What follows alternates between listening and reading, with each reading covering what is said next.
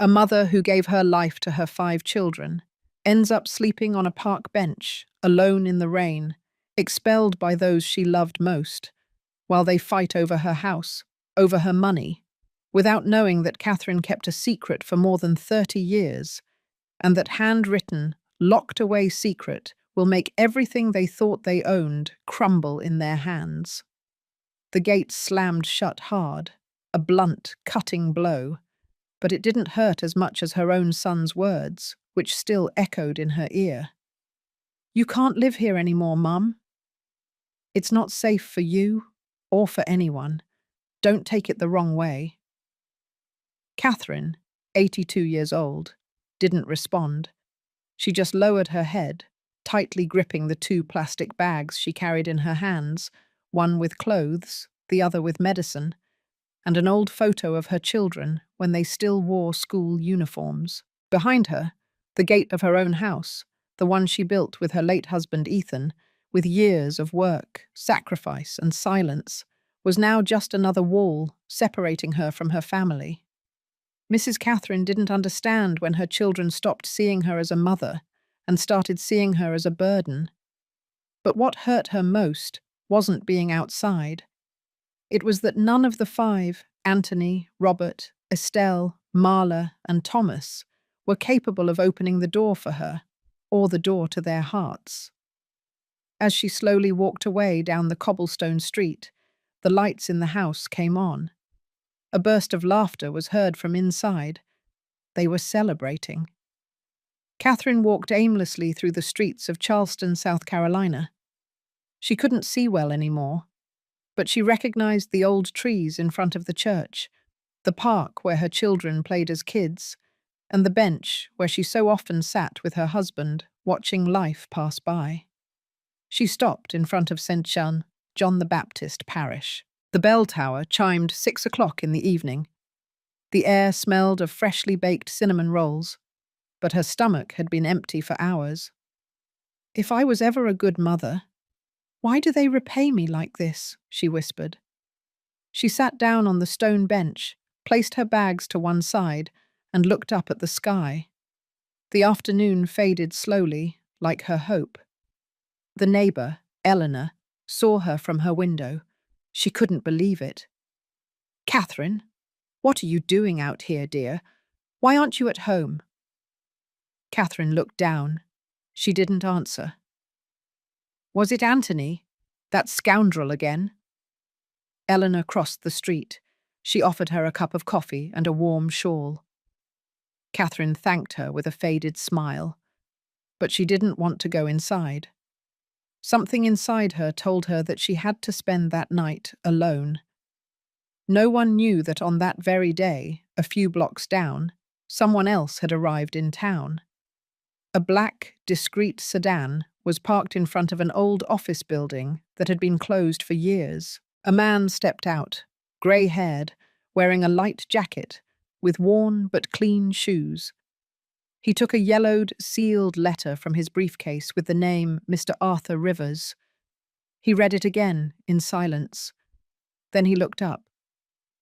"Catherine, if your children crossed the line, then it's time for them to know everything." Years ago, Catherine had trusted this man. She had written something that neither her children, nor her neighbors, nor even the town's priest knew. A story that slept inside an envelope, and was only to be opened if her own children ever betrayed her. And that day had arrived. What her children didn't know was that Catherine was never weak. She was just waiting for the right moment to enact justice, and that moment had begun with a gate slamming shut. Catherine was born in 1941 on a small farm outside Raleigh, North Carolina. She was the third of 7 children, but from a young age, she knew her life wouldn't be like the others. At 9 years old, she stopped going to school to take care of the younger ones because her mother had become sick. And when her father died of a sudden heart attack, it was Catherine who took the reins of the household, at only 15 years old. She was raised to serve, not to complain, to keep her head down. At 20, she met Ethan, a day labourer who worked at the wholesale market in Charleston. She fell in love quickly. She didn't have time to think about whether it was love or a need to escape. They got married at St. John the Baptist Church, with a simple ceremony, no reception, no flowers. The first years of marriage were the happiest Catherine remembered. They lived in a rented house, without luxuries, but with hope. Ethan worked tirelessly, and Catherine baked cookies and sweets to sell to the neighbours. When Anthony, the first of the children, arrived, Catherine swore she would never let him go without anything. But what she didn't know was that life wouldn't give her a break. At 36 years old, she became a widow. Ethan died in a truck accident on the highway toward Charlotte. He was in a cargo truck. Catherine received the news while doing laundry for others in the backyard. The night of the wake, with her 5 children asleep on the floor, Catherine didn't cry. She sat next to the casket with one hand on the lid and the other in her lap. She knew that from that moment on, no one else would take care of her, and that from then on, everything would depend only on her strength. She took jobs that no other woman in the neighborhood would accept, sweeping the public square at dawn, cleaning public restrooms, ironing shirts on the street. And yet she never stopped making lunches for her children, checking their homework, praying for them before bed. She got used to the exhaustion, sleeping 3 hours a night, hiding her hunger when there wasn't enough money. On good days, she baked treats and sold them door to door. On bad days, she collected discarded vegetables from the market and made stews with what little she had, but she never allowed her children to go hungry. When Robert got typhoid fever, Catherine walked more than 4 miles to get the medicine because she didn't have money for the bus. When Estelle turned 15, she sewed her own dress from fabric remnants given to her by the sewing shop. When Thomas said he wanted to learn guitar, she saved every single penny to buy him a used, broken one, but one that still made sound. And yet she never expected anything in return. In the neighborhood, everyone knew her as Mrs. Cat, the one who can handle everything. She never complained. She smiled, even with hands cracked from the bleach and feet swollen from hours of standing. She always said, "As long as my children are okay, nothing else matters." Over time, the children grew up and left. Catherine remained in the same house, with the same old furniture, with the same pictures on the wall. Each one made a life for themselves. Some came for Christmas, others only called occasionally. And with each absence, Catherine would repeat, "They must be busy. It's normal. That's life." But deep down, she began to feel the cold of loneliness. A cold that couldn't be chased away with blankets or hot coffee. One day, she found a sealed envelope in one of Ethan's dresser drawers. She recognized it instantly. It was his handwriting. On the front, only one phrase: "Open only if they betray me." Catherine didn't understand right away, but she didn't open it. She kept it in the wooden box where she kept important papers. And that night, for the first time in years, she couldn't sleep. Years passed. The children visited her less and less. Some said they didn't have time, others that they lived far away. But Catherine always defended them. Things are just harder for them now. It was Eleanor who told her one day, "Catherine, you don't realize it. Your children aren't the same anymore." Catherine didn't want to listen. She refused to think badly. She believed a mother's love was enough, that so much sacrifice couldn't be forgotten, that a child's heart always remembers. But time would teach her something else, because there was a day, an ordinary day, without warning, without signs, when Anthony asked her to sign some papers. He told her it was for her security, that the siblings wanted to help her, that soon they would all talk together. Catherine didn't sign, but she didn't ask questions either. She still believed that her children, deep down, loved her.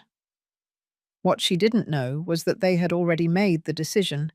and that in a matter of days, the door to her house would close behind her, with no turning back, and that the envelope saved in the box with that handwritten phrase would no longer be just a warning.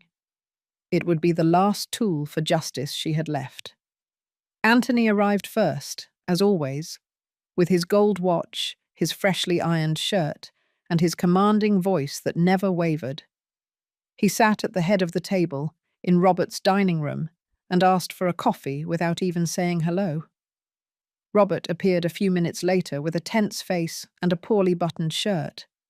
His wife, Lauren, waved from a distance, without much interest, and disappeared down the hall as if the others' presence bothered her. A few minutes later, Estelle and Marla arrived. The last one to arrive was Thomas, as always, with his work helmet in his hand and his clothes stained with oil and grease. There were no hugs, just a couple of nods. The 5 siblings, seated at the same table, but with an invisible distance that separated them more than the years. Robert broke the silence. "Does anyone know how the old woman is?" Anthony scoffed, without lifting his gaze. "Don't call her the old woman. She's our mother, and she's fine. That neighbor, Eleanor, took her to her house. But that can't last long." "And what do you suggest?" Estelle asked in a tense tone. "Forcing her into a nursing home?" "No, not anymore," Anthony replied. "It's time to do things legally. That's why I called you, because I already spoke with a lawyer, and we need to sign the papers so we can sell the house." There was a brief silence. Marla raised her eyebrows. "Sell the house?" "And why not?" Anthony insisted. "That house is old, badly located. It needs repairs. Better to sell it, split what's ours, and that's the end of it." "And Mum?" Thomas asked, lifting his gaze for the first time. "We'll find Mum a decent private place. None of those public places. Something good, paid for. And we'll cover it all together. That would be fair." "Fair for who?"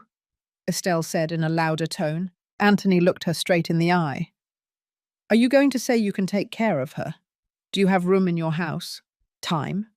Patience? Because I don't, and I don't think anyone here does. So let's stop pretending." Marla interjected with a fake laugh. "Look, I'm not saying I'm going to take her in, but I'm not going to carry all the guilt either. Mum is not well anymore. She confuses things, repeats stories, forgets dates, she can't live alone. And she won't let us help her. We all know it." Robert nodded in silence, looking at his empty cup. "She's right. Lauren already told me. The last time she came to the house, she locked herself in the bathroom and forgot how to get out. She was screaming like she was drowning." "And you think putting her in an assisted living facility is going to solve that?" Thomas raised his voice. "Do you really want to kick her out of her own house, just like that?" "It's not kicking her out," Anthony exploded. "It's acting responsibly. She can't be there anymore. And the longer we wait, the more problems we're going to have. The house is in her name, but she no longer has the mental capacity. With a medical report, we can manage the guardianship and make decisions."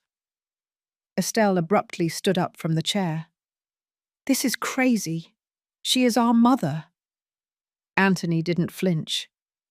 "It's a difficult decision, I know, but if we don't make it, someone else will. And I don't want them to call us one day because she fell down the stairs, or because she left the stove on." "You do?"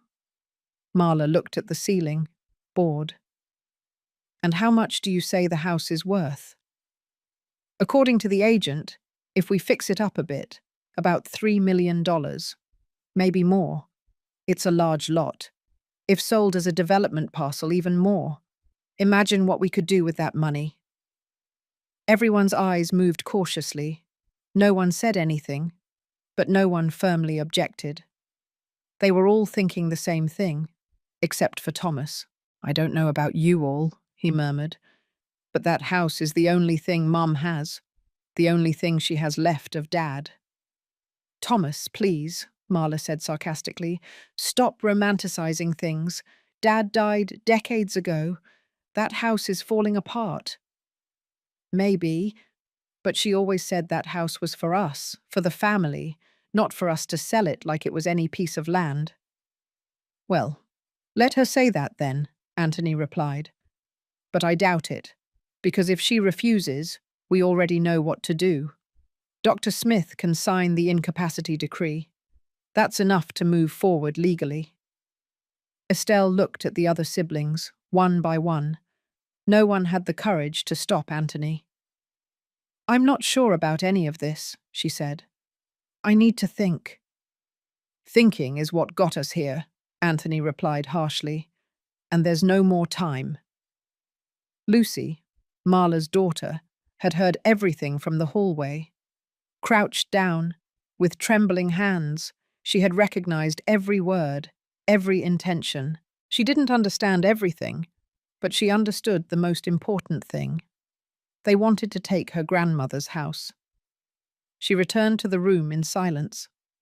She opened her school backpack and took out a notebook. On the first page, she wrote in her childlike handwriting, "What they are doing is not right, and if no one defends her, I will."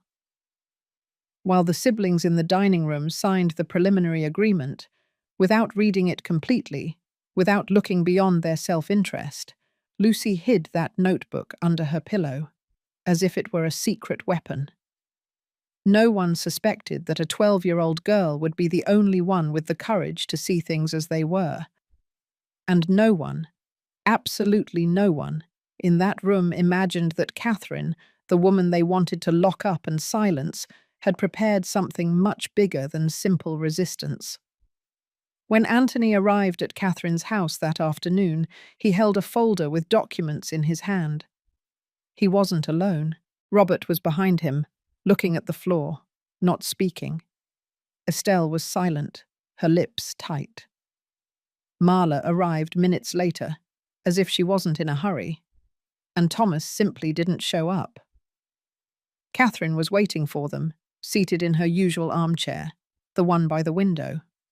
She was wearing a light blue shawl, the same one Ethan gave her when she turned 40 years old.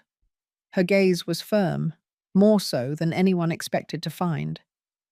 Anthony went straight to the point. "Mum, we need to talk to you. It's important. We don't want to make this difficult, but..." Catherine raised an eyebrow.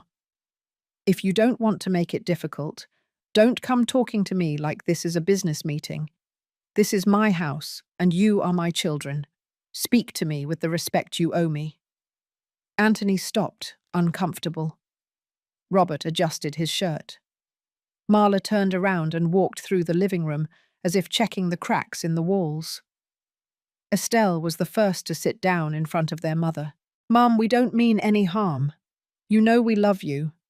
But you can't be alone anymore. We're worried about your health, your safety. You deserve to be in a place where you'll be taken care of."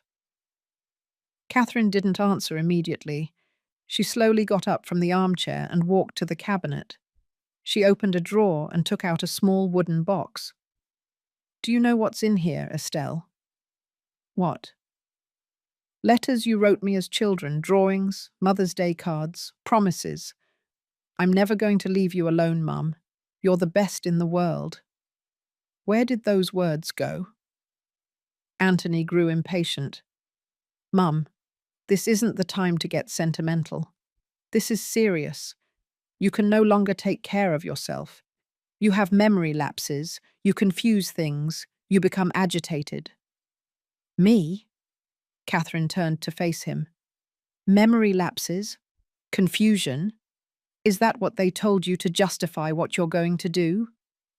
"It's not what we're going to do," Marla corrected. "It's what we already decided. We're going to sign the papers with the lawyer. You just have to cooperate." "And what if I don't want to?" "Well, we'll be forced to act legally. With a medical decree, the judge can declare that you are no longer in a condition to make decisions." "It's for your own good, Mum." Catherine let out a dry laugh. For my own good. And do you hear yourself, Anthony? We don't want it to come to that, Mum, Robert intervened in a lower voice. But there is no other option. Catherine walked slowly toward the door. The sun was beginning to set. Do you see that sidewalk? I've swept it thousands of times. When you were kids, I would sit there waiting for you to come back from school, sometimes without having eaten, sometimes unable to walk from exhaustion. But I was always here. You grew up here. You lived here. And now you come to tell me that I'm no longer capable of being in my own home. Estelle lowered her head. The words cut her like knives. Marla grew impatient. This is a waste of time. She's not going to agree. Then we have to move forward with the plan. Let's call the attorney now. Do you really think this has no consequences? Catherine said, now in a lower voice, but charged with something no one could identify. You think I'm old, weak, that I don't know how to defend myself. But I'm going to tell you one thing. She approached the table, rested both hands on it, and looked at each one by one. I'm not the one who's going to lose something here. It's you. Mum? Estelle tried to intervene, but Catherine raised her hand. I don't need your pity, or your money, or your empty promises. This house is the only thing I have left. I won't leave it. And if you want to take me out, you'll have to do it with the police. But you will never forget how you treated your mother. Because even if you want to forget me, I won't forget you. At that moment, Lucy appeared in the living room. She had escaped from the room where Marla had left her with her cell phone. She approached her grandmother, trembling. Grandma, are you going to leave? Catherine bent down with effort, hugged her tenderly, and kissed her forehead. No, my love, I'm not leaving. And you won't let them take me, right? Lucy shook her head and hugged her tighter. I don't want you to live with strangers. This is your home. Marla roughly pulled her by the arm. I already told you not to get involved in adult conversations. Don't touch her like that, Catherine yelled with a voice that shook the entire house. Marla stopped dead. Catherine stood up with a straight back. I understand everything now. You don't want me here. I'm a burden. You don't need me. Fine. I won't stay where I'm not wanted. She took her shawl, walked to her room, and began putting a few things in a bag. Not clothes, not documents, only a few photos, a small Virgin Mary pendant, and an old notebook. As she left, she walked past them without looking at them. But when she reached the door, she stopped and said, In this life, everything is paid for. But don't worry, I won't charge you anything. Life will take care of it. She crossed the threshold with her head held high, without a tear. Thomas appeared just as Catherine closed the gate behind her. He watched her pass, with the bag on her arm, walking slowly. He wanted to stop her, but something in his mother's gaze paralyzed him. His siblings watched him from the doorway. Where were you? Anthony asked. Thomas didn't answer. He just looked toward the street, where his mother's silhouette was beginning to fade among the last rays of sunlight. And while everyone remained silent, Catherine clutched the notebook in her bag where the sealed envelope lay. The promise no one imagined was about to awaken. Catherine walked without haste, but with a firm step, as if each stride carried decades of trampled dignity, and yet she refused to fall. The sky over Charleston, South Carolina, began to close with dark clouds. The afternoon faded in silence. No one on the block came out to stop her. No one asked where she was going. Only murmurs behind the curtains and glances peering through the windows, with a mixture of pity and cowardice. The cobblestone street she had swept so many times now felt longer. The weight of her bag was nothing compared to the weight on her chest. Her hands were trembling, but her face remained uplifted. She wasn't going to cry in front of anyone. She passed the school where her children had learned to read. She remembered Estelle with her braids, Thomas with his broken backpack, Robert running so as not to be late.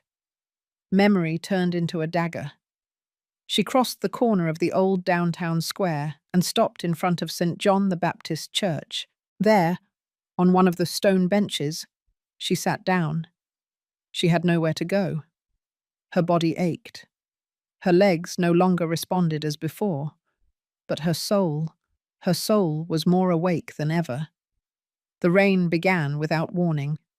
First fine drops, then thicker ones. But Catherine didn't move. She closed her eyes, hugged her bag, and stayed there, under the water, as if the sky was crying what she couldn't allow herself to. Time passed. The cold seeped into her bones. The soaked shawl no longer covered her. The clock tower chimed 8 o'clock in the evening. The square was deserted. It was then that a familiar voice called to her from afar. "Catherine, what are you doing here, bless your heart?" Eleanor ran through the rain with a broken umbrella in her hand and a blanket under her arm. She knelt in front of her, soaked as well. "You're frozen. For heaven's sake, come to my house. You're going to get sick." Catherine barely looked at her. "I don't have a home anymore, Eleanor. I don't have children anymore." "Don't say that. Of course you have a home. Of course you have children." "Did you see what they did?" Eleanor looked down. "Forgive me," she said with a shaky voice. "I didn't know what to do. I felt anger, but also fear." Catherine didn't reply. She accepted the blanket. She stood up with difficulty and walked with her neighbour toward the house next door. Upon crossing the threshold, Eleanor turned on the living room light, cleared the dining room chairs, and made her a hot cider. Catherine sat in silence. The wet clothes clung to her body, but she didn't complain. "Please, stay here tonight. Tomorrow we'll see what can be done," Eleanor asked with red eyes. Catherine nodded. She didn't have the energy to argue. "And Lucy?" she suddenly asked. "She stayed with Marla." "Don't worry, she's fine. I saw her through the window. But—" she looked sad. "That girl has more heart than all the others put together." The cider was steaming on the table. Catherine took the notebook she had saved from her bag and placed it in front of her. She opened it to a marked page. Inside was the sealed envelope in Ethan's handwriting. Eleanor looked at it, surprised. "What is that?" Catherine took it with both hands. "A promise." "A promise from whom?" "From my husband. Something he wrote many years ago. Something that wasn't supposed to be opened, unless his children betrayed me." "And are you going to open it?" "No, not yet." "Then what?" Catherine carefully put it back. "I'm going to deliver it." "To whom does it belong?" "It's time." The storm outside intensified. The house groaned with the wind. Eleanor turned off some lights and set up a cot in the guest room. Catherine didn't protest. She had no more strength that night. She only asked for one thing. "Can you leave a candle lit for me?" "Are you afraid?" "No, but tonight, I don't want everything to be dark." The candle remained lit on the small table. Catherine lay down in her wet clothes, with aching feet and a broken heart. She closed her eyes. But she didn't sleep. Not entirely. In her mind, the images of her children crossed with the harsh words she had heard. Her chest beat slowly but steadily. And in some corner of the town, among wet streets and shadows slipping through the alleys, a man stepped out of a black car, closed his briefcase, and put on a hat. He was coming for Catherine, but not to hurt her. He was coming to fulfill what he had promised her many years ago, and the past finally was about to stir. Morning woke up slowly, with the sun barely filtering through the clouds from the day before. The rain had stopped, but the ground in Charleston, South Carolina, remained damp, as if the whole town were digesting the weight of the previous night. At Eleanor's house, Catherine was already standing before the sun was up. She had slept little, as always, but this time it wasn't due to physical exhaustion. She had made a decision, and it wasn't just any decision. At the dining room table, with a cup of cold coffee in her hands, she went over the contents of the envelope again and again. She hadn't opened it, but she knew it by heart. She remembered every word, every letter written by Ethan 3 decades ago, when he still had strength in his voice and confidence in his heart. Eleanor approached her in silence. "Didn't you sleep at all?" "Not much. I dreamed of him, of Ethan. He told me it was time." "Time for what?" Catherine looked up. "Time to wake up an old friend." Half an hour later, with her hair pulled back, her eyes firm, and the notebook in her bag, Catherine walked out toward the town square. People passed her without greeting, some discreetly, others with shame. Everyone knew. Everyone had heard what had happened. But no one dared to look into the eyes of that woman, who, at more than 80 years old, walked as if carrying centuries of dignity on her back. In front of the gazebo, a black car was parked, clean, discreet. Standing next to it, an older man waited with one hand on his cane and the other holding a leather briefcase. Light suit, hat well placed, gaze intact. Catherine recognized him immediately. "Arthur, Mrs. Catt." They didn't embrace. There was no effusive emotion. But in the silence of that moment, they both knew that something deep was being reactivated, something that had slept for years, something that, upon opening, would allow no turning back. "Do you have it with you?" "Yes, just as you left it. I never opened it or touched it. I guarded it as I swore I would." Catherine nodded. Both walked to a bench near the fountain. They sat down slowly, as if the past needed that time to settle. "They took everything from me, Arthur. Not just the house. That's the least of it. They took my respect. They treated me like an old piece of furniture, like a burden." "I know." "Do you think I made a mistake somewhere?" "No. What you did was love too much. And that, in this world, sometimes comes with a high cost." Catherine pressed her lips together, holding back what pained her to admit. Then she took the notebook out of her bag. From between the pages, she pulled out the envelope her husband had given her so long ago. The paper was yellowed, but intact. The firm handwriting said, "Open only if she is left alone." "Here it is," Catherine said. "It's yours now. Take it to the lawyer. Take it to whoever is needed. Let them read it. Let them execute it. Let them know who they are. Let everything fall where it needs to fall." Arthur took the envelope with both hands. He put it in his briefcase and looked at her with respect. "Are you ready for what comes next?" "I've been ready since they one by one started to forget who I am." "And are you sure you don't want one last conversation with them?" Catherine looked down. Words become noise when the heart no longer listens. What I need now is justice, not apologies. Arthur stood up with difficulty. Catherine walked with him. "I'm going to see the lawyer this very afternoon," he said.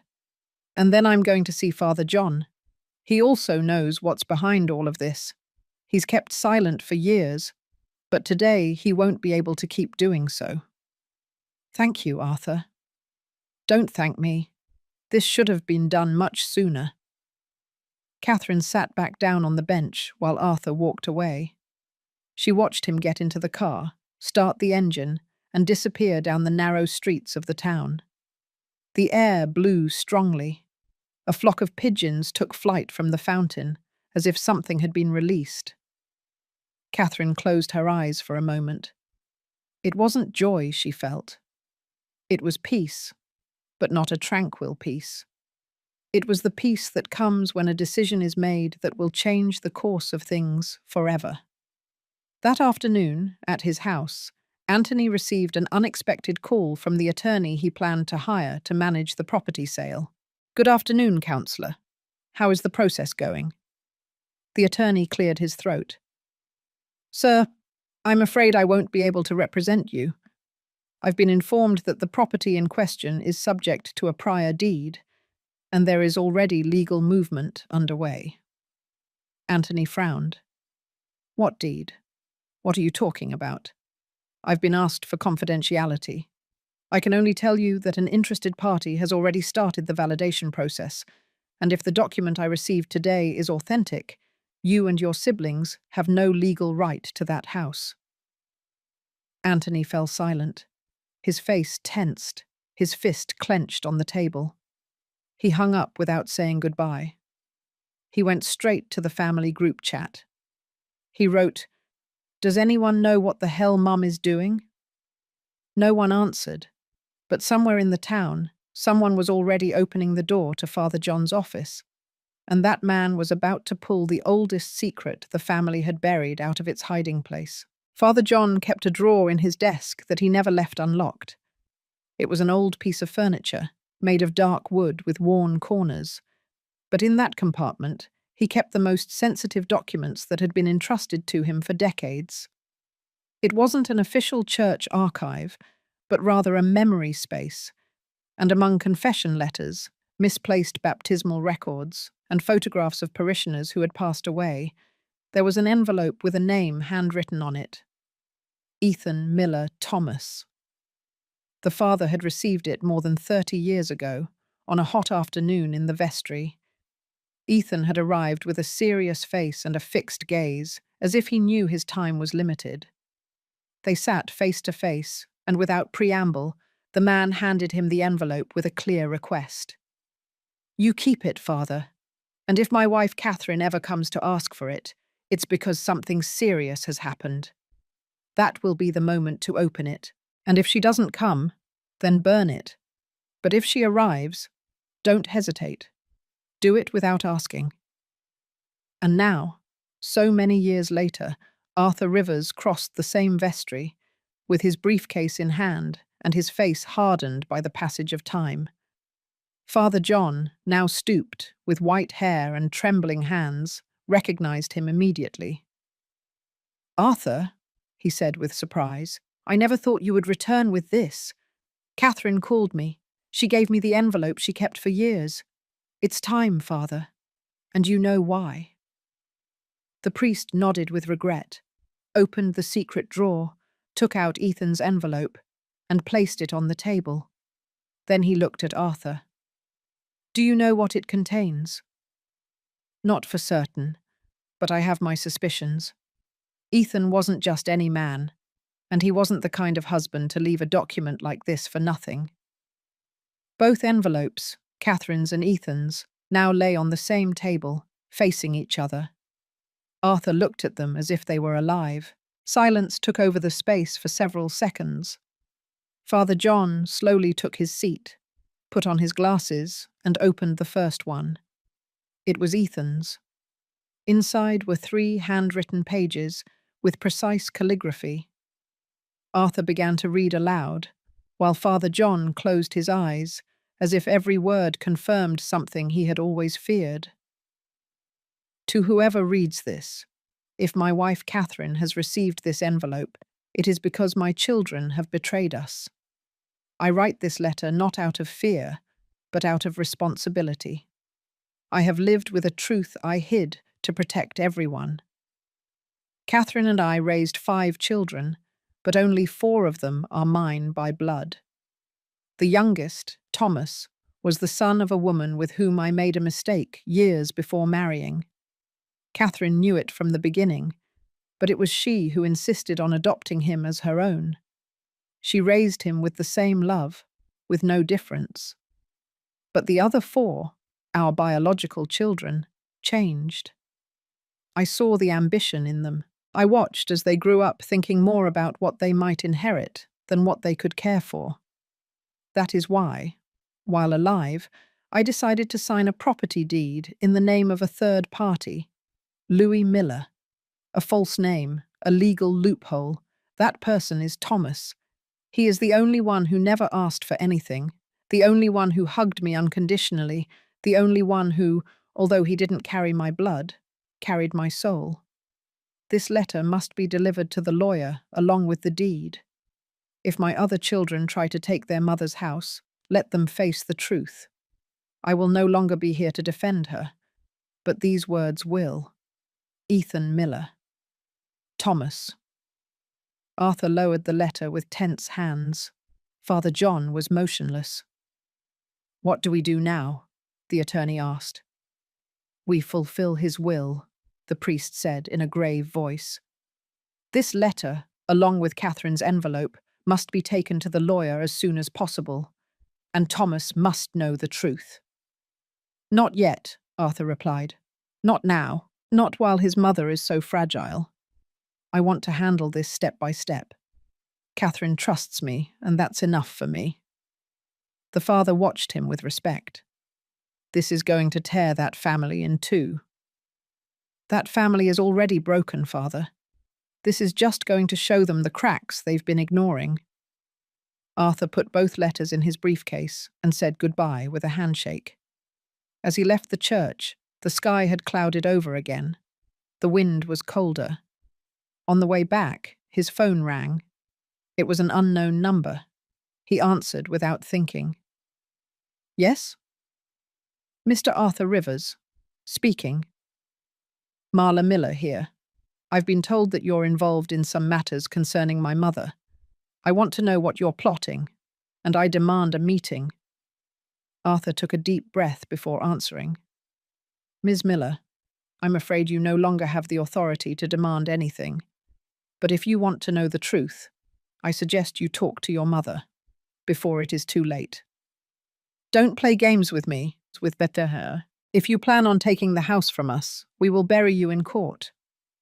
We'll see who gets buried." He hung up. He looked out the car window. He knew the war was just beginning, but he also knew he wasn't alone. He had truth on his side, and that sooner or later would be stronger than any lawyer, any threat, or any ungrateful child. And while the car drove away toward the law office, at Eleanor's house, Catherine slowly opened her notebook. On the next page, written in her own hand, was an underlined name, Louis Miller, and at the bottom of the page, a note that read, "Thomas must never know this until they try to destroy him."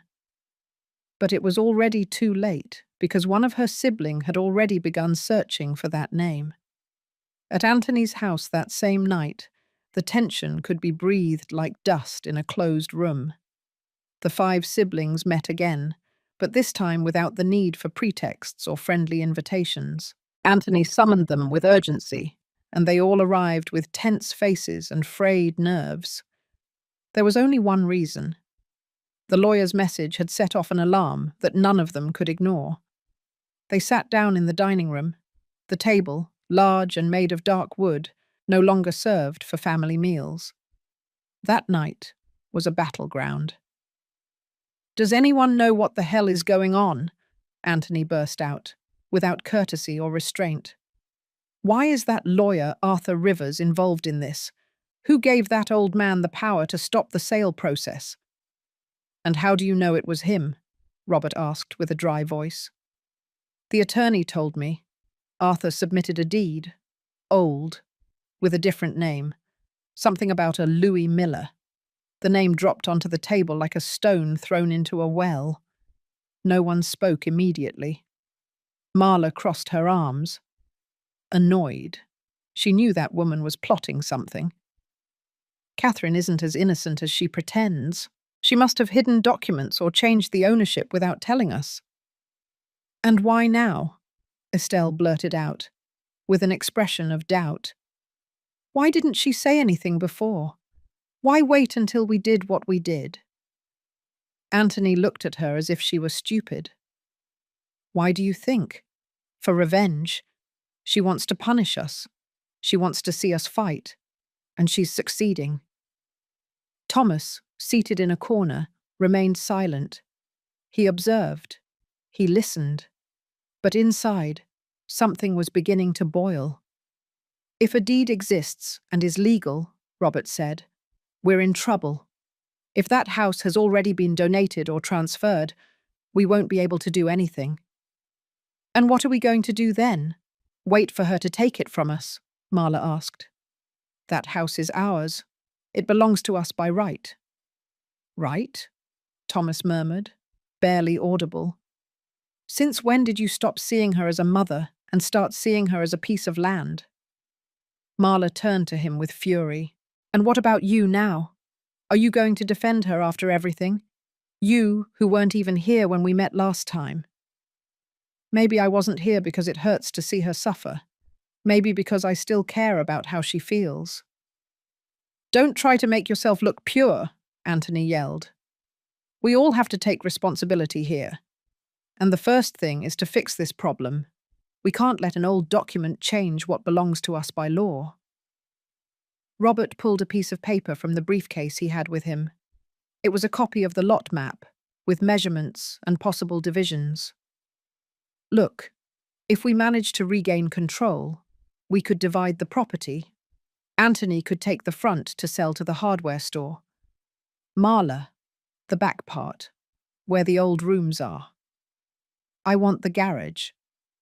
Estelle, you can choose what's left. How generous, Estelle said with sarcasm. And Thomas? Thomas. Marla looked at him with coldness. He was always the favourite, but he's never cared about the value of that house. Oh, really? Thomas closed his eyes. He swallowed. The words pierced him. And Mum? He asked without raising his voice. Which part of the lot are you planning to put her in? Or are you going to divide her too? No one answered. How easily you forget everything she did, everything she sacrificed. Now it turns out that Mom is just an obstacle to signing papers. Don't be ridiculous, Anthony said. Mom is not well. She's confused, emotionally unstable. We are acting with a clear head. No, you are acting with ambition, with selfishness, and sooner or later that gets paid for. Silence settled in the room again. But it wasn't the same silence anymore. It was thicker, more turbid, one that smelled of sibling betrayal. Anthony stood up from the chair. He paced back and forth. Fine. If that deed exists, we have to invalidate it. We'll get a lawyer, one who knows how to navigate these cases. We'll declare Catherine mentally incapacitated. We'll argue that she signed under pressure, that she was manipulated, and that Arthur Rivers, he better be ready. We're going after him too. You're crazy, Estelle said, horrified. Crazy? No, I'm being practical. This house belongs to us. I won't allow an old woman to snatch what's ours, and certainly not a man who isn't even family. Thomas stood up, grabbed his things, and headed for the door. Where are you going? Anthony asked. Somewhere where there's still a little decency left, he replied. And if you ever need something more than money, maybe you won't find it anymore. He left without looking back. Anthony pounded the table in anger. That's it. Starting tomorrow, we begin the legal process. I'm going to find that document. I'm going to talk to the judge. And I'm going to get back what's mine. But what none of them knew was that that name, Louis Miller, was no longer just a signature on an old piece of paper. It was an identity carefully created by Ethan, with a clear and non-negotiable goal, to save the one son he knew how to love, without asking for anything in return. And Thomas, unknowingly, was closer than ever to discovering the truth about who he really was. Lucy was sitting on the bed, with her legs crossed and the notebook open on her knees. Her small fingers played with the tip of the pencil, but her eyes didn't stray from the room door, where she had seen her Uncle Thomas leave less than an hour ago. Secretly, she had listened to him argue with the others. Words like deed, inheritance, and Louis Miller resonated in her head, although she didn't understand everything. But there was something she did understand perfectly. Her grandmother didn't deserve what they were doing to her. Since Catherine had disappeared from the house, Lucy felt a hollow in her chest that she didn't know how to name. Deep down, she had started to be afraid of her mother, and that confused her more than anything else. Marla entered the room with her cell phone in hand and a look of annoyance. "Did you finish your homework yet?" "Almost," Lucy murmured. "Almost is useless. Do it quickly and go to sleep. We have things to do tomorrow."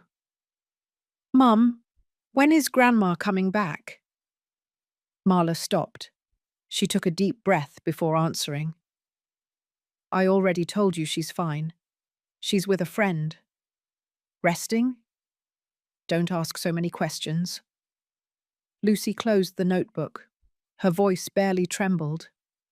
"But if she's resting, why were you crying in the bathroom yesterday?" Marla turned around abruptly. "Were you spying?" "No, I just heard you. You said that old woman wasn't going to get away with it." The silence was immediate. For a key moment, Lucy felt like her mother was going to yell at her. But she didn't. She approached slowly. She knelt in front of her and held her chin firmly. "Listen to me carefully, Lucy. There are things you don't understand. Adult matters. And don't get involved in what doesn't concern you. Do you hear me?" "Yes," she said, lowering her gaze. But inside, a spark was igniting. That night, while Marla talked on the phone in a low voice from the kitchen, with an altered tone, demanding something from someone she called counselor, Lucy wrote in her notebook, "My mum is afraid of the truth." Then she stood on tiptoes, walked to the hallway bookcase, and took out an old envelope where Catherine kept letters, photos, and papers she used to tell stories to her granddaughter. There, among clippings and napkins with notes, Lucy found a sheet with an underlined name. Louis Miller. She recognized it immediately. She'd heard it mentioned several times that day. She ran back to her room, closed the door, and wrote, "Louis Miller is a secret. Everyone is looking for him, but Grandma knows." The next day, Lucy got up earlier than usual. She packed her backpack with her school supplies, but she also put the notebook among the books. At recess time, while her classmates played, she hid in the school library and searched a local directory on the computer. She typed, "Louis Miller, Charleston, South Carolina." Nothing came up. Not an address, not a photo. She tried, "Louis Miller, attorney." Nothing. Then, as if an invisible thread guided her, she typed, "Louis Miller, Catherine." And there she found it. Not as a person, but as a signature. Louis Miller was listed as the beneficiary on a property document dated 23 years ago. Lucy didn't understand laws, but she understood intuition. She knew that name was directly related to her grandmother and that the adults were hiding it from her. That same day, after classes, she went straight to Eleanor's house. She knocked on the door with fear. The woman was surprised to see her. "Lucy, does your mum know you're here?" "No, and I don't want her to know." "Is my grandma here?" Eleanor hesitated, but opened the door. Catherine was in the kitchen washing some dishes. Seeing her, Lucy dropped her backpack and ran to hug her around the waist. "Grandma, my sweet girl," Catherine said, with a shaky voice. "What are you doing here? Did your mum let you come?" "No. I ran away. I missed you," I don't like being there. Eleanor closed the door hurriedly. You can't stay long, Lucy. If your mum finds out. It doesn't matter. I just need to talk to my grandma. Alone, Catherine and Eleanor looked at each other. Then they sat in the living room. Lucy took out her notebook, opened it to a specific page, and showed her grandmother the underlined name. Who is Louis Miller? Catherine became still. Where did you hear that? I heard it several times. At home with my uncles and aunts. They were fighting about it. And I looked it up. And I saw that it's a name that appears as the owner of the house. Catherine swallowed. Her fingers trembled on her lap. Who else knows that you saw that? No one. But I want to know. Are you Louis Miller? The old woman shook her head. No, honey. Louis Miller is not me. Then what? Catherine took a deep breath. She looked into her granddaughter's eyes, and for a moment she thought about confessing everything. But it wasn't the time. Louis Miller. It was a name your grandfather used to protect something very important. A name that, if it comes to light, can change everything your family thinks they know. Lucy nodded seriously. And what if I help you protect it? Catherine caressed her face. Maybe you are the only one who can do it. But not yet. Not now. Eleanor peeked through the curtain. Catherine, here comes Marla. She's furious. Lucy stood up. Catherine hugged her tightly. Go out the back way.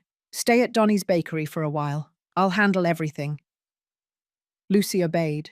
She ran out the back door with an accelerated heart, but with the certainty that she had touched a truth no one else was seeing. Minutes later, Marla entered the house, shouting, Where is she? Where is my daughter? She's gone, Catherine said firmly. Did she come all the way here alone? What did you tell her? What are you putting into her head? I told her the truth, something you never dared to do. Marla looked at her with hatred. Her face was distorted for a moment. If you think a brat is going to stop what we're doing, you're crazier than we thought. Catherine took a step toward her. And you don't know what I'm capable of when you touch the only thing I have left. Marla clenched her jaw. She left, slamming the door. Catherine once again returned to the notebook. She opened the page where Louis Miller was written. And underneath, freshly traced with a pencil, Lucy had written another phrase. I believe in you. Catherine smiled for the first time in days, and knew that, although her children had turned their backs on her, a little girl's heart was about to set everything she had planned into motion. Robert returned home that night with a broken spirit and a mind full of voices. The meeting with his siblings had been chaos, screaming, accusations, legal plans, all centered around their mother's house. But what gnawed at him most wasn't the conflict with them, but the certainty that he no longer knew who he was. He entered the door without making a sound. In the living room, his wife Lauren was waiting for him, seated, with her arms crossed and a glass of wine in her hand. She didn't say anything at first, just watched him from the sofa, with that look that for years no longer showed love or respect, only judgment, a constant, cold, cutting judgment. You're late, she finally said, without looking directly at him. I was with my siblings, Robert replied as he put his keys on the table. We talked about Mum's situation. Your mother is no longer your responsibility, Lauren said, flatly. You already made a decision, didn't you? Well, now execute it. Don't prolong the inevitable. Robert stopped dead. He looked at her. Inevitable? Of course it is, she retorted. That house is worth millions of dollars. Are you going to tell me you're going to let it go just because your mum got sentimental? It's not sentimentality. It's dignity. It's justice. She's my mother. Lauren let out a dry laugh. Justice? After everything it's cost us to get here, after I helped you get out of debt, after I took care of this house while you tried to set up that damn business." Robert looked down. His attempt to open a flower shop with loans had ended in failure just a year ago. Since then, he lived under the constant reminder of his mistake. "We already made a decision," Lauren insisted.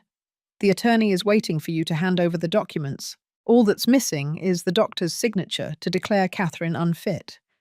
He already knows what to write. Nothing complicated. In exchange, he'll ask you for a minimal commission, one favor for another."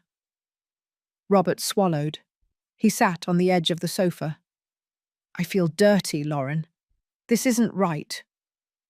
She stood up abruptly. She walked toward him with firmness. "Do you want to go back to living in a rented room? Do you want the people at the club to know that we're up to our necks in debt? Or that your mother, with her stubbornness, left us with nothing?" "My mother didn't take anything from us. She gave us everything." Lauren slapped him. It was fast. She didn't think about it. And he didn't defend himself. He just looked at her, his eyes wetter than ever. "Wake up, Robert. This is the reality. If you don't fight for what belongs to you, you'll lose everything, including me." He took a deep breath. Then he got up without saying more, went up the stairs, and locked himself in his room. Meanwhile, Lauren picked up her cell phone and dialed a number she already knew by heart. "Councillor Arambola, good evening. My husband is still hesitating, but I'm not. Proceed as agreed. Tomorrow I'll hand over the copy of the doctor's signature. He won't find out."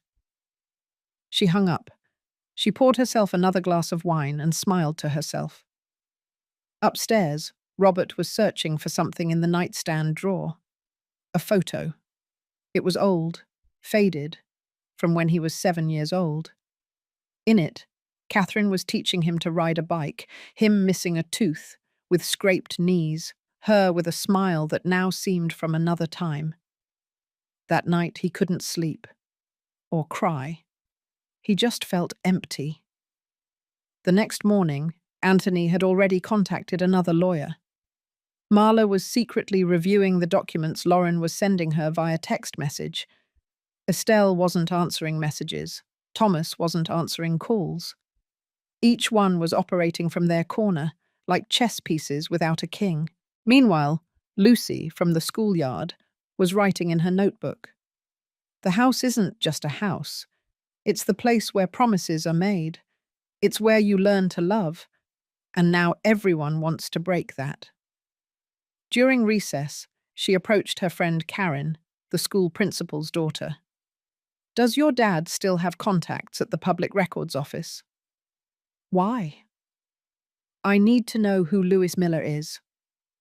Karen looked at her as if she were crazy, but Lucy didn't explain further. "I just need you to ask your dad if anyone has searched for that name in the last few days." "Are you in trouble?" Lucy shook her head. "No, but my grandma is." In Councillor Arambola's office, Marla handed over the file. "Everything's here. Signatures, diagnosis, ID copies. All that's left is for the judge to approve it. And her mother? Let her keep playing with her papers. When the guardianship order arrives, she won't be able to sign or buy or leave without permission." The attorney smiled. "Then get ready, Mrs. Miller. We're going to get that house back, brick by brick." Marla left with her ego inflated. But what she didn't know was that, at that very moment, Arthur was delivering to the notary a copy of the deed signed by Ethan and a sworn statement from Father John. And that, legally, changed all the pieces on the board. That night, Catherine was sitting in Eleanor's living room, sewing the worn edge of her shawl, when she received a call. "Hello, Mrs. Catherine. This is Councillor Thompson, public notary. I'm informing you that the document your representative submitted has been validated. The property is protected under the legal name assigned by your late husband." Catherine didn't say anything. She just closed her eyes. Do you wish to begin the process of claiming ownership? No, not yet. Just make sure they can't sell it. That's all. In that case, they no longer have any right to the property. That was all she needed to hear. She hung up. Eleanor approached. It's settled? Catherine nodded. For now. And your children? Let them keep playing at being heirs. The true legacy they haven't found yet. Catherine returned to her sewing, but in her mind, she knew the worst was still to come, because the documents were already talking. But the full truth had not yet been spoken. Thomas returned to the mechanic's shop before it was fully light. He hadn't slept. The few hours he spent at home were filled with anxiety, tossing and turning in bed, and a growing feeling that everything was slipping through his fingers. Something in his chest told him that what was happening wasn't just about his mother's house. It was deeper, dirtier, more dangerous. He turned on the compressor, washed his hands with degreaser, and tried to focus on what he knew how to do. An old truck needed a brake job and alignment. The routine helped clear his mind, but not for long. At 9 o'clock in the morning, the sound of the drill was interrupted by a man who got off a motorcycle. He carried a folder in his hand and dark glasses that he didn't remove even when entering. Are you Thomas Miller? Thomas wiped his hands on a dirty rag. Yes. Who's asking? I'm here on behalf of Mr. Anthony Miller. He asked me to talk to you. He wants to make you an offer, and before this gets ugly. Thomas looked at him with distrust. Ugly? Let's just say there are easy ways to solve problems, and there are legal ways. Your name is involved in a deed, right? In the name of a Louis Miller. Thomas took a step back. His body went cold. I don't know what you're talking about. The man smiled. Don't worry, you will very soon. All you have to do is sign a power of attorney, cede the rights, and you'll receive a generous compensation. Everyone wins, no one loses. Especially you, who, well, they say, you're not even the legitimate son. That phrase split him apart. Who told you that? It's common knowledge, buddy. You knew it yourself, didn't you? Or did your mum never tell you? Thomas clenched his fist. Get out of here. Right now. Think about it. I'll look for you again. The man left with a sly smile and started the motorcycle. Thomas was left alone with an agitated heart and a question that pierced him inside. What if it was true? That night, after closing the shop, he went to the local bar. He wasn't a regular drinker, but the lump in his throat wouldn't go away with water. He ordered a beer, then another, then a shot of whiskey. By the third round, he no longer felt like himself. An older man, with a hoarse voice and a denim jacket, sat next to him at the bar. Everything all right, young man? Thomas looked at him with squinted eyes. Do you think you can love someone who isn't your blood? The man let out a laugh without mockery. If you could only love those who are your blood, we'd all be doomed. There are siblings who hate each other, children who kill their parents, and there are strangers who become family. Love doesn't care about last names. Thomas didn't say anything, but that answer kept spinning in his head. He stumbled out. The street air hit him hard. He leaned against a wall and thought about Catherine, how she always hugged him tighter than the others, how she never reprimanded him for anything, not even when he was late, when he failed out of college, when he had no direction. Why me, Mum? He murmured into the air. Why did you protect me as if you were my real mother? The next day, he woke up with a pounding headache. His cell phone had 6 missed calls from Estelle and a voicemail from Arthur. Thomas, I need to talk to you. It's urgent. Don't trust anyone. They're trying to manipulate you. But it was too late. At 10 o'clock sharp, Thomas was at a law office in Raleigh, North Carolina, the same lawyer who had visited him at the shop. Ready to sign? Thomas looked at the document.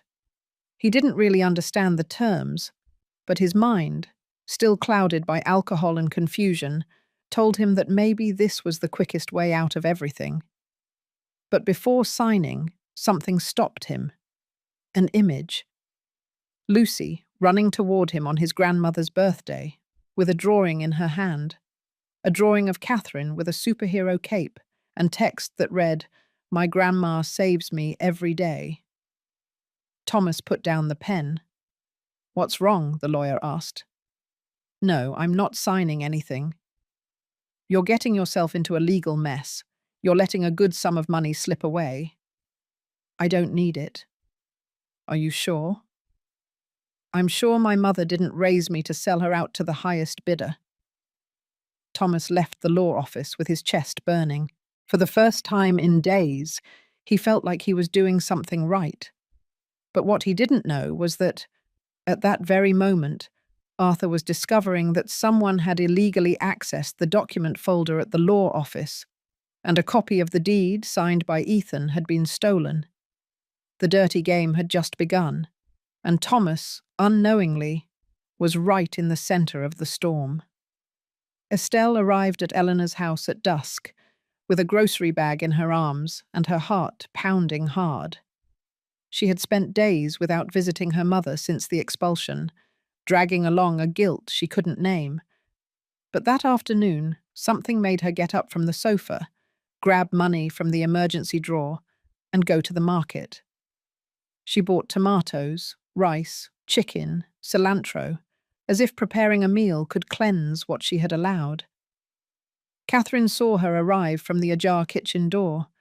She didn't get up. She didn't ask. She just looked at her with tired eyes. "I brought you some things," Estelle said, walking in with soft steps. "And I thought, what could we eat together like before?" Catherine didn't reply. She walked slowly to the dining table and sat in her usual chair, the one facing the window. Estelle took out the ingredients and started cooking as she remembered her mother doing. Simple rice, chicken soup with vegetables, warm cornbread, the smell of home. The silence between them was thick, but not uncomfortable. It was an old silence, a silence full of wounds that they didn't know where to begin to close. "And your siblings?" Catherine asked at last. Estelle sighed while chopping carrots. "They're still doing the same thing. Meetings, lawyers, plans to take the house. Anthony is obsessed. Marla thinks she owns everything. Robert doesn't even talk. Thomas doesn't answer anymore. I think something's wrong with him." "The same thing is wrong with all of them, Estelle. The only thing that moves them is ambition. Neither love nor shame reaches them anymore." Estelle put down the knife. "Mom, I didn't know they would go that far. I thought it was a conversation, a way to help you. I got carried away." Catherine looked at her with harshness. "You stayed silent when I needed you to speak up the most, and that's also betrayal." Estelle pressed her lips together. The soup began to boil. The tears, too. "I know." They set the table in silence. They ate slowly. Catherine didn't say much, but she didn't take her eyes off her daughter. Estelle seemed like a child again, looking for approval in every movement. She wanted to apologize, but she couldn't find a way. "Why did you never tell me that Thomas wasn't Dad's son?" she blurted out suddenly. Catherine slowly raised her head. Estelle trembled. "Who told you that?" "I heard it. Well, Anthony said it, and Thomas looked like he didn't know anything. Then I saw some papers. I didn't want to look, but I did. I didn't understand everything." Catherine took a deep breath. "Because it wasn't necessary for you to know. Because love isn't explained by blood or signatures. Because your father made a mistake. But I wasn't going to allow a child to pay for an adult's sins." Estelle looked down. "I treated him badly. Many times. I always thought you preferred him. He wasn't my favorite, Catherine said with a firm voice. He was the one who needed it most. And sometimes, Estelle, the ones who need love the most are the ones who receive it the least. Estelle broke down into tears. Catherine let her cry. She didn't console her. She didn't touch her. She just watched her cry, like someone watching a necessary storm. When she calmed down, Catherine spoke again. Did you come to bring food, or did you come to eat your shame? I came to tell you that I can't take this anymore, that I want to help you, that I no longer agree with what they are doing. Catherine looked at her for a long time. Then do it, but not with pretty words in the kitchen. Do it where it matters, in front of your siblings, in front of the notary, in front of the law. Because if you're going to defend me, Estelle, do it standing up. Estelle nodded with tears on her face. She stayed a little longer, cleaning the dishes. When she said goodbye, Catherine didn't hug her. But before she walked out the door, she said something that stuck in her soul. I didn't come into the world to be thanked, but neither to be forgotten. And you, Estelle, still have time not to become like the others. That night, Estelle returned home with swollen eyes and a tight throat. She took out her cell phone and wrote a message to the family group chat. I'm out of this. I don't want to know anything more about the legal case. Mom is right. The answer was quick. Anthony, you're naive. When she leaves you out of the will, don't cry. Marla, and you think that's going to win back Mum's affection? It's too late, sister. Robert didn't say anything. Thomas read the message from his shop. He felt a pang in his chest. He dialed Estelle's number, but she didn't answer. Then he wrote, Thank you. I don't know why, but thank you. Estelle closed her cell phone, and for the first time in a long time, she slept in peace. But the peace wouldn't last, because the next day, Anthony, furious, would make an unexpected visit to the Public Records Office and ask for a certified copy of all documents related to Louis Miller. But when the officials searched the system, he only found a blank screen. Excuse me, the employee said, but someone removed that file this morning. Who? I don't know. Access was authorized by a digitally signed order from Councillor Arambola. Anthony smiled. And meanwhile, Arthur, from his desk, discovered that the original folder with the deed had disappeared. The war was no longer just moral. It was legal. And it was about to turn dirty. Arthur's face was tensier than usual. Sitting in his office, he checked the files that until yesterday were complete again and again. The folder where he kept the deed signed by Ethan had been emptied. The printed, sealed, and authenticated copy was gone. The envelope where he kept Father John's testimony had also disappeared. The briefcase was intact, with no signs of force. There were no forced locks. Nothing. As if someone had entered with full knowledge of what they were looking for, and had done it in silence. Mr. Arthur took off his glasses, leaned on the desk with both hands, taking a deep breath. The feeling of betrayal was stronger than the anger. At that moment, his secretary knocked on the door. Councillor Thomas Miller is here. He says he needs to talk to you urgently. Let him in. Thomas entered with a frown and sweaty hands. I didn't sign anything, he said immediately. They offered me money. They told me things I don't know if they're true. But I didn't sign. I couldn't. Well done, Arthur replied, without raising his voice. But you arrived just in time. They're attacking us from another front. Someone broke in here. They took everything we had as backup, everything that legally proved that you are the heir designated by your father. What do you mean they took it? And the copies? The digital ones are protected, but they don't have the same legal value as the original. They want to win by attrition, Thomas. They know that if we don't physically present that deed to the judge, they can manipulate things to declare the document invalid. They're going to try to claim forgery, your mother's insanity, manipulation. Thomas dropped into the chair in front of the desk. So we already lost?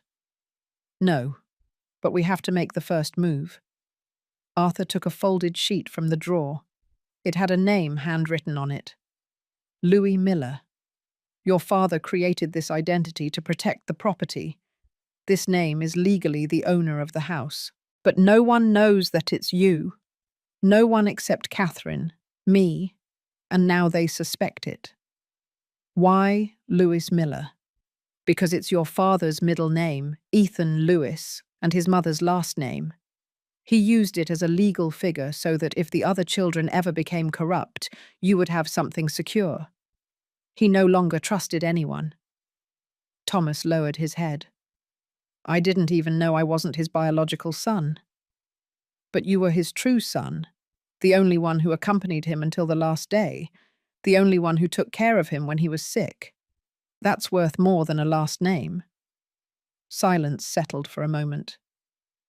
And what do we do now? Thomas asked. We're going to register the document again, this time with greater protection. But there's a problem. Arthur opened his computer and turned the screen toward Thomas. Look at this. This is the official search for the name Louis Miller.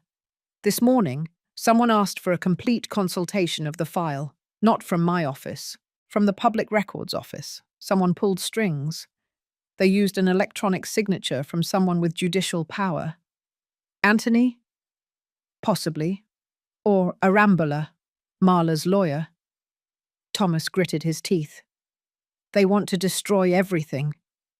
Then we'll have to get ahead of them. Arthur quickly typed and accessed a hidden file. I have a copy of Ethan's will, digitally safeguarded by a trusted lawyer in Charlotte, North Carolina.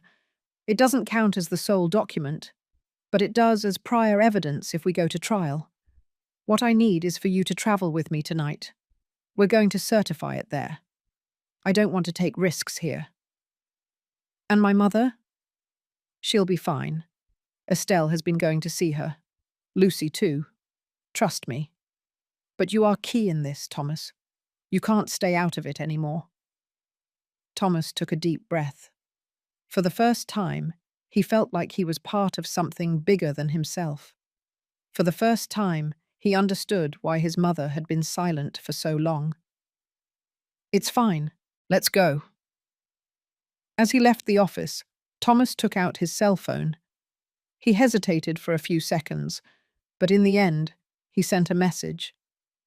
Estelle, take care of Mum. No matter what happens. Don't leave her alone. I'm traveling tonight. I'll explain later. Meanwhile, at Marla's house, the conversation was very different. So you have it? She asked as Councillor Arambula finished a call. Yes. We went in, took the documents, and left a backup copy so as not to raise suspicion. But there's a detail. Which one? I didn't find the complete will, only a part. And without that, the play isn't definitive. Which part? The one that confirms that Louis Miller is the adopted son. What we have only indicates the property transfer, not the motivation. Marla frowned. Then invent something. Manipulate the narrative. Say it was a fraud. That someone forced him. We're already on it. But be prepared. If that kid finds out the truth and accepts it, you won't be able to stop him. Marla poured herself a glass of wine. Her hardened face reflected that she was no longer the same woman who pretended neutrality in front of the family. Now she was determined to erase everything that could make her lose power, even if that meant trampling on her own father's name. That night, as Arthur and Thomas left for Charlotte, North Carolina, Catherine wrote a new phrase in her notebook. When the wolves attack, the lamb must remember that it can also bite. And after writing, she hid a folded paper between the pages, an old receipt with an account number, an account in Louis Miller's name, and an amount that none of her children would ever imagine, an inheritance that Ethan never mentioned, and that was about to become Catherine's most powerful weapon. The drive to Charlotte, North Carolina, was long, though not because of traffic or distance. Thomas and Arthur were in silence, each immersed in their own thoughts. The attorney knew that this was the perfect moment to tell him everything, but he was measuring it. He didn't want to break him. Not yet. The young man already carried enough of a burden with the little they had revealed to him so far. Thomas looked out the car window. The landscape passed like a blurred dream. His fingers drummed on his pants. His mouth was dry. And although he didn't say it, deep down he knew it. He was going to hear something that would change his life forever. "Arthur," he murmured without looking at him, "why did Dad choose me?" The attorney took a moment to answer. "Because he saw something in you that he didn't find in the others. Don't ask me what it was.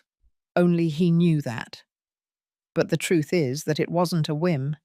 It was a thought-out, planned, legalized decision." Thomas rubbed his temples. "And you knew? Since when?" "Since before he died. I helped him draft the document, to register the name Louis Miller, to get everything ready in case what's happening now ever happened. And my mother, did she know? Catherine was the one who insisted on protecting you. She was the one who agreed to raise you as her own, knowing you weren't her blood. She didn't tell you because she knew that someday the truth would hurt. But she also knew that, if she did it at the wrong time, she would lose you." Thomas sank into the seat. A part of him wanted to get out right then, run to his shop, pretend none of this was happening. But another part, more mature, stronger, more his own, knew that he couldn't run away anymore. "So am I the owner of the house?" "Legally, yes. Morally, also. Ethan's will confirms it. The deed is in your name. And if we recover the original document in Charlotte, North Carolina, there will be no way for them to annul it. But you have to be willing to fight for it." "I don't know if I want to fight for a house." "You're not fighting for a house, Thomas. You're fighting for your mother, for her dignity, for everything she endured in silence." The silence returned to the car. In the distance, the sign announcing the entrance to the city was already visible. When they arrived at the trusted law office, Arthur got out first. He greeted the staff, showed his ID, and asked to see the head notary. They were taken to a private office where an older man with white hair and a sharp gaze was waiting for them with a sealed envelope on the desk. "It's a pleasure to see you again, Arthur. I told you this would happen someday, and the day has come." The notary opened the envelope in front of them. He took out Ethan Miller's will, with signatures, fingerprints, and registered date. He began to read aloud. "I, Ethan Miller Thomas, declare by my own will that of my 5 children, only 4 carry my blood. But the one I recognize with the title of true son, for his fidelity, for his kindness, for his capacity to love unconditionally, is Thomas. Therefore, I transfer to his legal name, under the pseudonym Louis Miller, the totality of the rights over the property located on Independence Boulevard, number 42, Charleston, South Carolina. My wife Catherine is aware and in agreement. This document shall only be made public in the event that my other children attempt to dispossess her of her home." Thomas closed his eyes. He couldn't hold back the tears. But it wasn't pain. It was something deeper, something like gratitude, something like justice. "Can we authenticate it today?" Arthur asked. "Of course, I have the authority to do so. I just need Thomas's signature." Thomas signed. His hand was trembling. His soul, too. An hour later, they left the law office with the folder locked. Arthur called his contact at the courthouse to begin the formal process of restoring the lost document. Nothing could prevent it now. Nothing, except what was already brewing in Charleston, South Carolina. At Anthony's house, the atmosphere was one of silent celebration. On the table were copies of documents manipulated by Councillor Arambula. A legal strategy was underway to delegitimize any document that appeared, claiming emotional manipulation of Catherine and fraudulent use of identity by Thomas. He won't be able to sustain it, Arambula was saying. It's enough to prove that Thomas is not the biological son to open doubt, and doubt before the judge is enough. Anthony was drinking whiskey. Robert was watching in silence, paler than usual. Marla was smiling. When this is over, that house will be sold, and Mom can live comfortably in a residence. We'll give her what's fair. What's fair? Robert repeated, almost in a whisper. No one heard him. That night, upon returning to Charleston, South Carolina, Thomas didn't go to his house. He went directly to Eleanor's house. Catherine was in the backyard, sitting on a bench, looking at the sky. Mum. Catherine slowly turned. She saw him. She stood up. What happened? Thomas approached. He opened the briefcase. He took out the document and showed it to her. It was me. It was always me. But now I know. Catherine didn't cry. She didn't break down. She just hugged him tightly. I never wanted you to carry this, but now I understand that it's not a burden. It's a legacy. Lucy came out to the backyard at that moment, with her notebook in her hand. Is that what they were hiding? She asked with innocence. Thomas crouched down and smiled at her. That and something else. Catherine took Lucy's notebook and pulled out the paper she had saved between its pages. The account number, the amount. There's something your father never revealed, and now it's time for you to know. Thomas read the figure. This is the true inheritance, not just a house. It's enough to rebuild our lives, but you'll have to decide what to use it for, because this money can destroy or heal. Thomas clenched the paper, and as the night fell over the backyard, his gaze was no longer that of the confused mechanic, but that of the chosen son who was about to make the most important decision of his life. And someone, from the shadows, was already preparing to stop him. Anthony woke up earlier than usual. He had fallen asleep on the sofa, with his laptop open on his chest and papers scattered all over the living room. His eyes were dry, his nerves frayed, and a certainty was burning in his throat. The war could no longer be stopped. He got up without breakfast, put on a wrinkled shirt, and before leaving for the courthouse, he opened the siblings' group chat. Everyone was there, some online, others silent. Anthony wrote, Thomas is Louis Miller. I already confirmed it. He's the one who has the deed. 2 minutes later, Marla replied, How did you find out? It doesn't matter how. What matters is that he's using that to take everything from us. If we don't stop him now, Mom is going to give him even her soul. Robert said nothing. Estelle, from her house, read the message and closed the chat. She knew that confrontation was inevitable, but she had no idea how far they would be willing to go. Meanwhile, at Catherine's house, Thomas hadn't slept.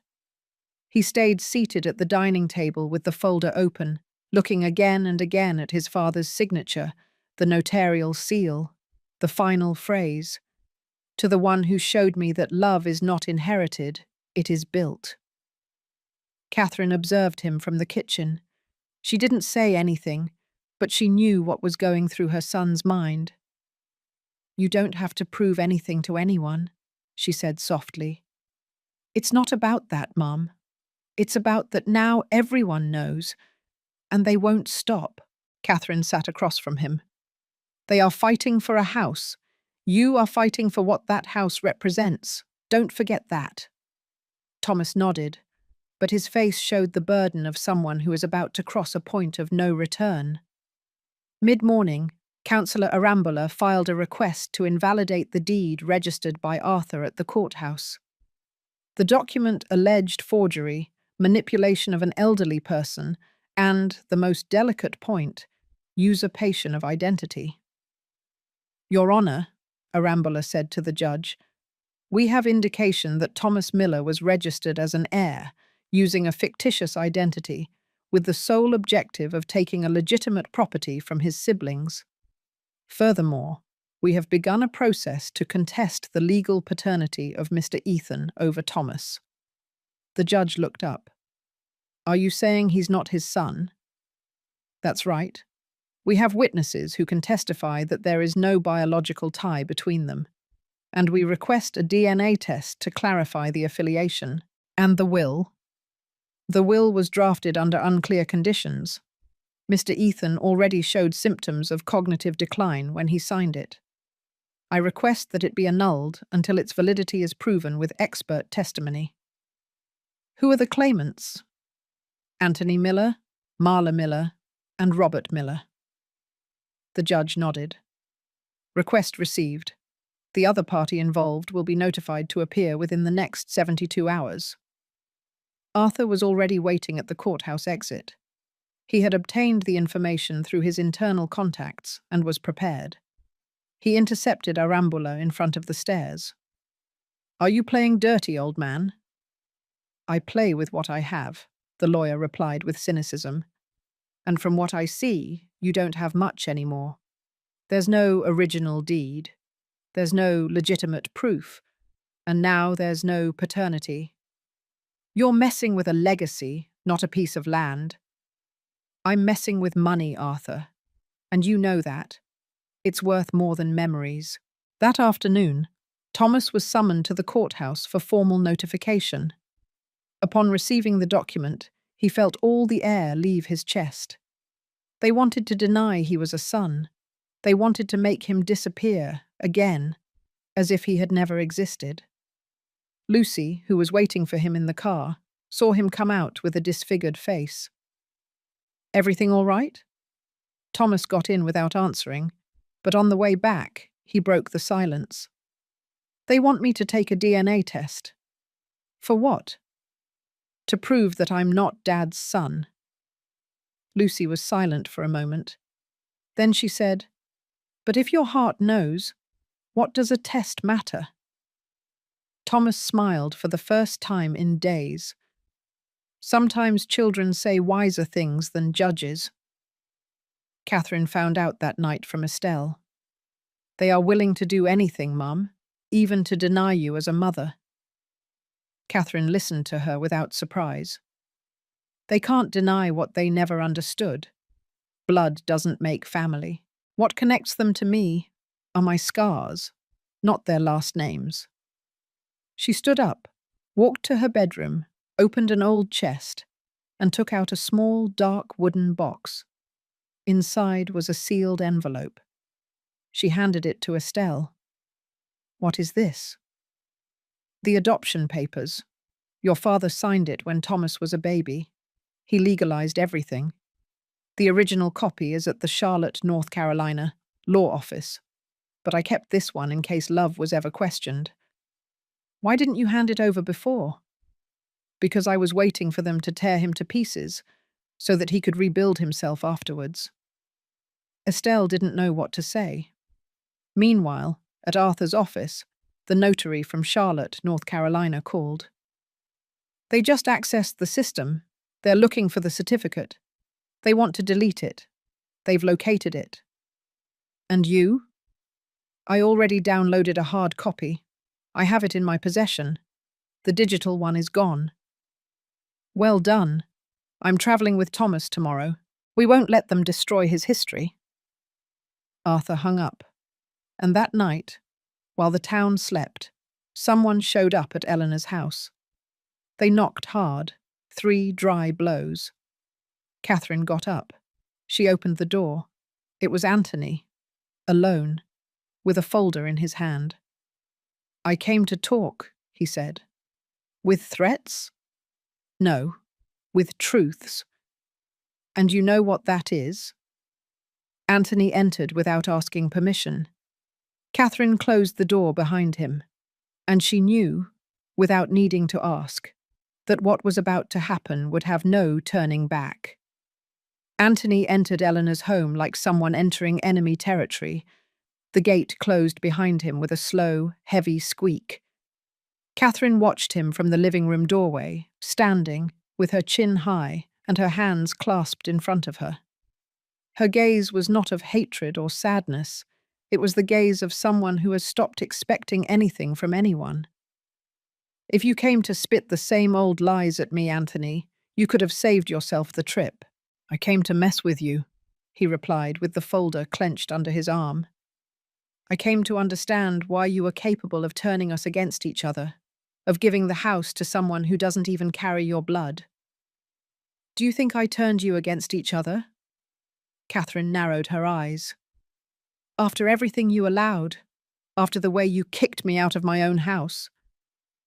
Anthony took a deep breath, walked a few steps, sat on the chair in front of the dining table, and dropped the folder hard. "Then admit it. You knew from the beginning that Thomas wasn't Dad's son. You raised him knowing he was an intruder, a stranger." "He was a child, Anthony, a baby no one wanted, whom your father brought in tears, asking me not to abandon him as he had been abandoned by his mother. And you wanted me to leave him in an orphanage, to reject him to maintain clean blood. It's not that. Yes, it is. It always was. You and your siblings are not fighting for justice.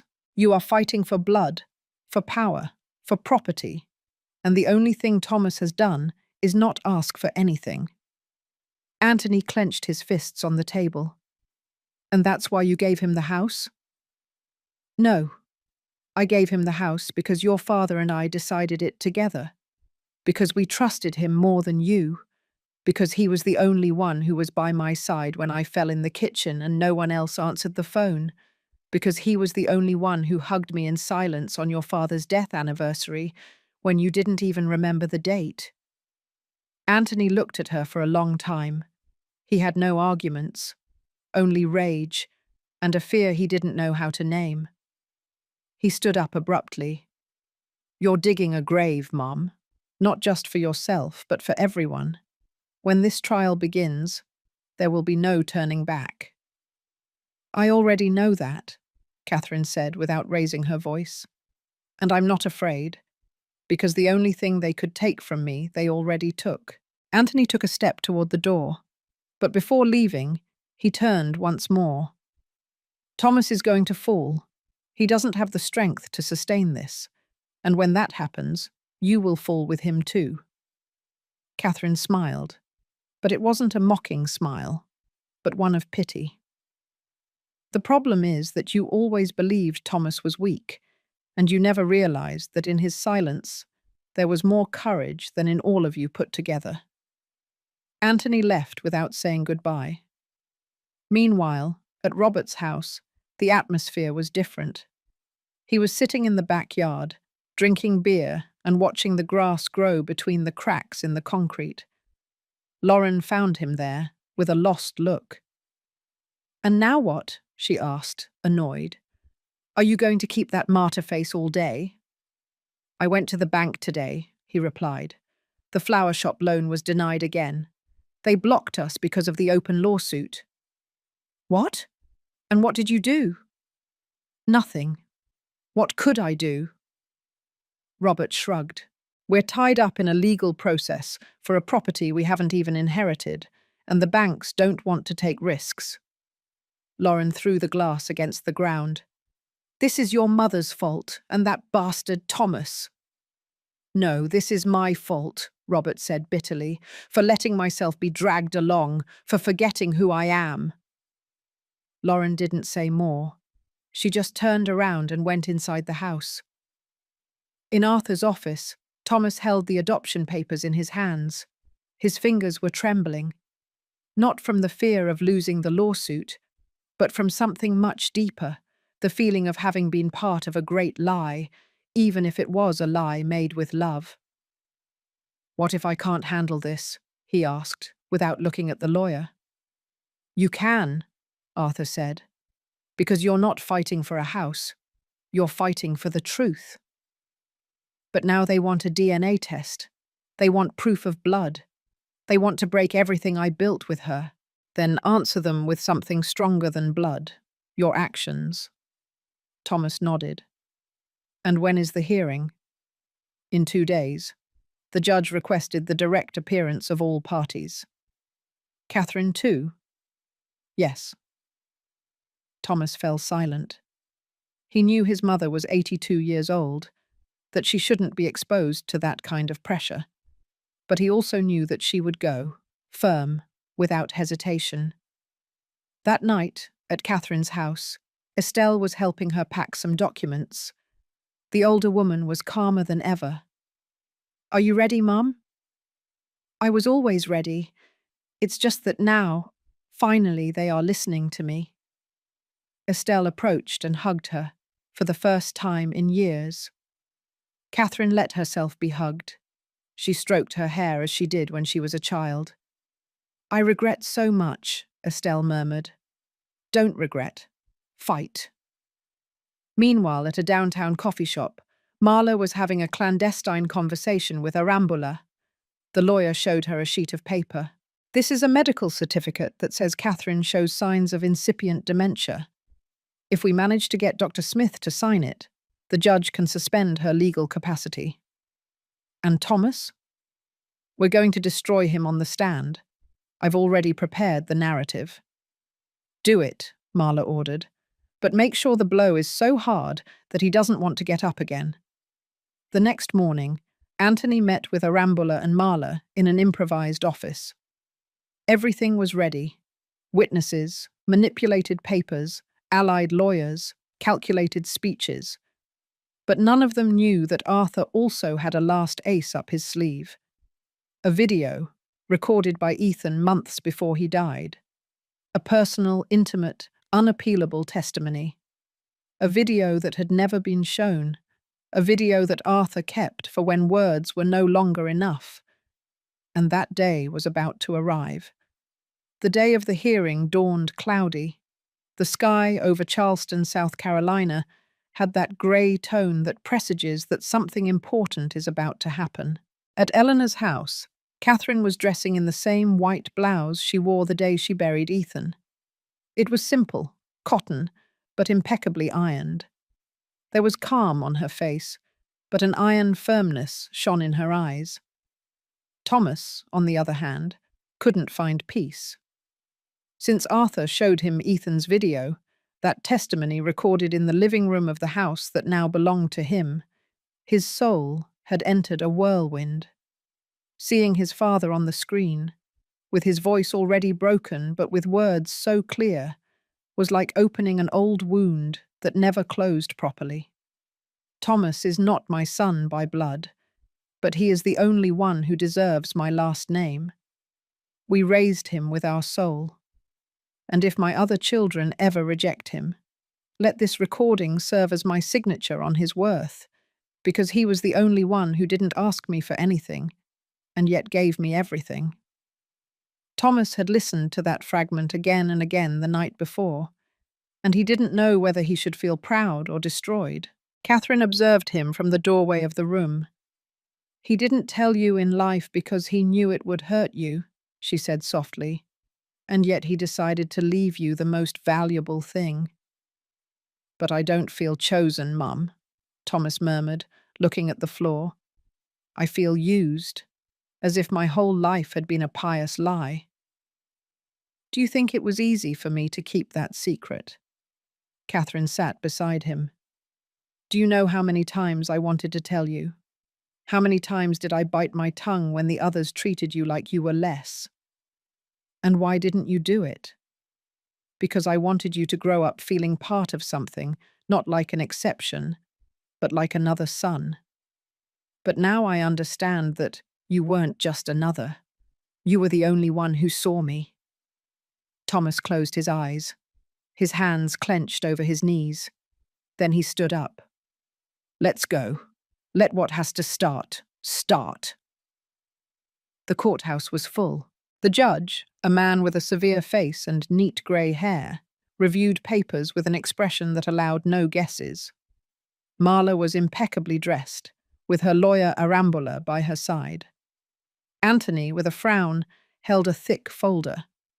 Robert, thinner than usual, sat at the back, as if trying to go unnoticed. Estelle arrived with Catherine and Thomas. They walked straight, as if they knew they couldn't waver. The judge spoke. "Today we will hear the presentation of both parties. This hearing is not definitive, but it is guiding. What is said here will serve to decide whether the nullity process continues or closes. Is that clear?" Everyone nodded. Arambola spoke. "Your Honour, we are here to contest the validity of the will presented by Mr. Arthur Rivers. We allege emotional manipulation toward Mrs. Catherine Miller, as well as irregularities in the identity of the alleged beneficiary, Mr. Thomas Miller. We present evidence that demonstrates that no blood tie exists between him and the late Ethan Miller, which casts doubt on the entire legality of the document." The judge nodded.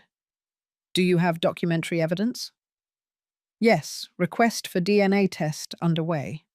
Furthermore, we bring witnesses who will testify that Thomas was not raised as a son, but as a ward, with no legal rights." Thomas gritted his teeth. Estelle placed her hand on his. Arthur stood up. "Your Honour, we will be brief. Here I bring the original will, certified by the law office in Charlotte, North Carolina, and with a date prior to any attempt at manipulation. I also bring a video recorded by Ethan Miller himself, where he confirms his will in full possession of his faculties. Furthermore, we will present Thomas Miller's legal adoption papers, registered in the year 1986. The judge looked up. "Do you have the video?" "Yes, Your Honour." Arthur connected the USB to the courthouse monitor. Ethan appeared on the screen. Grey hair, direct gaze, firm voice. "I, Ethan Miller Thomas, declare that my son Thomas is as much mine as the others, and that my decision to bequeath the house to him is for what he has done, not for where he came from. I do it with total consciousness, without any pressure, and if my other children question it, I will only say this: the one who forgets his mother does not deserve her house." Absolute silence.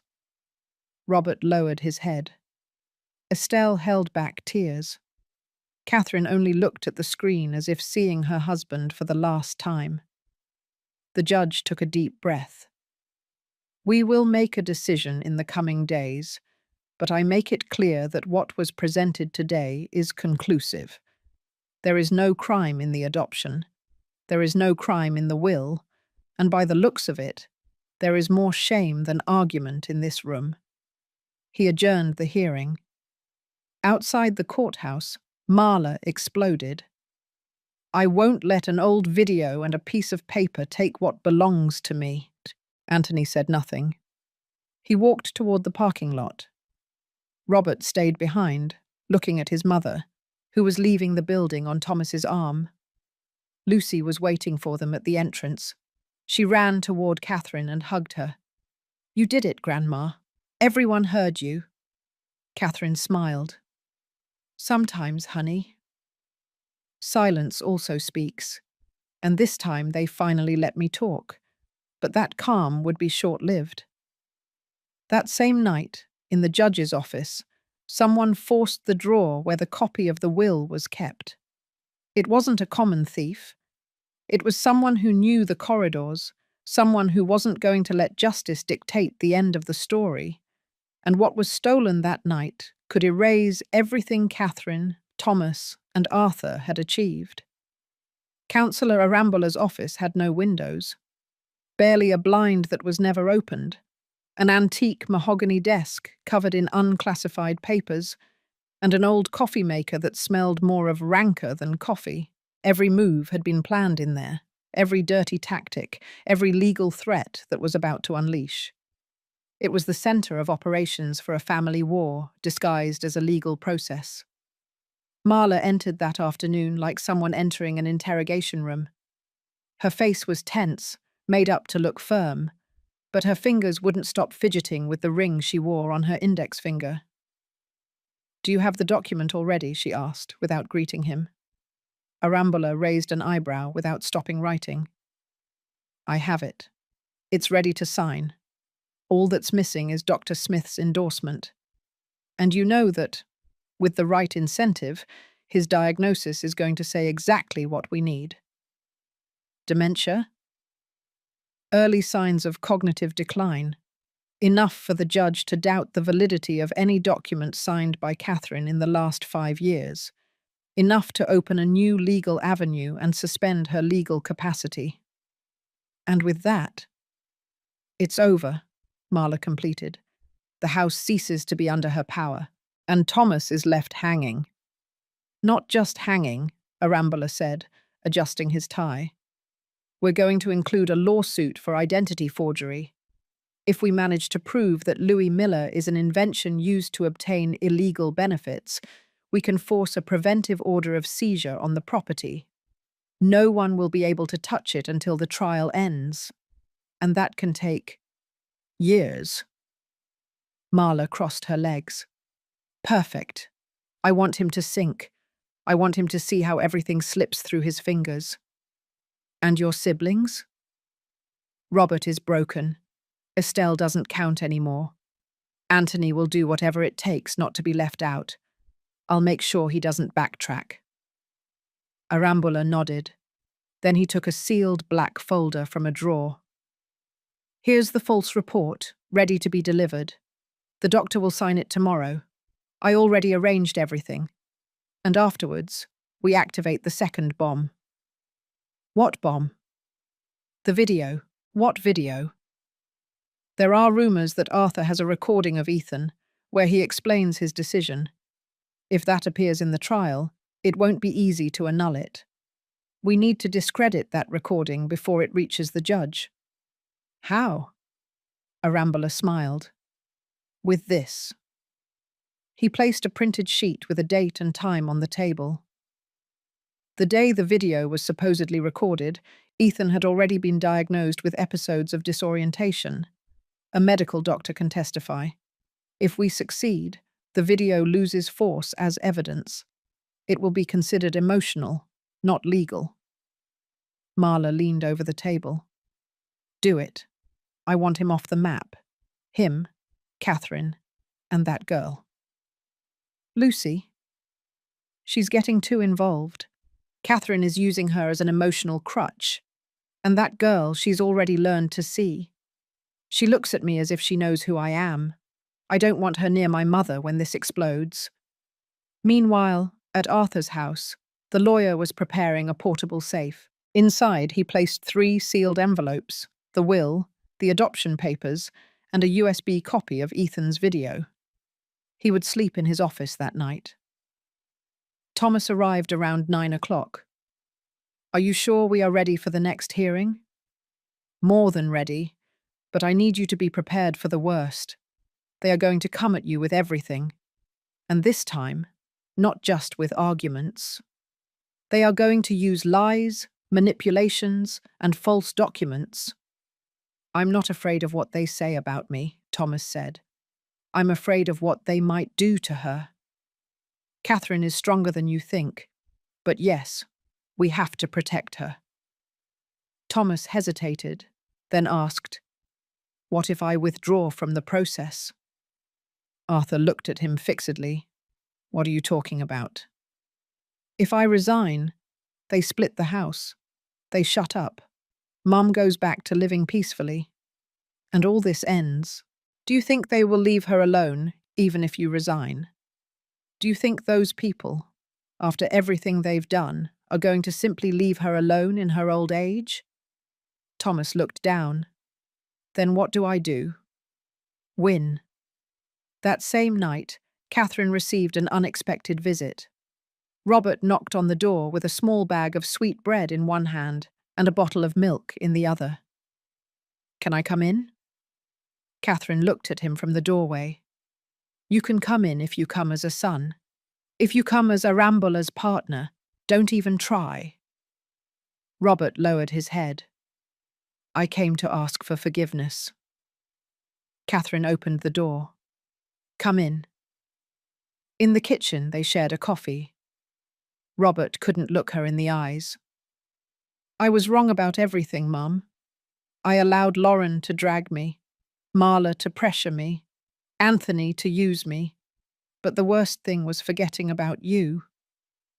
Catherine stroked the hot cup. "And Thomas. He was always better than us. But we treated him as if he were less, as if he had no right."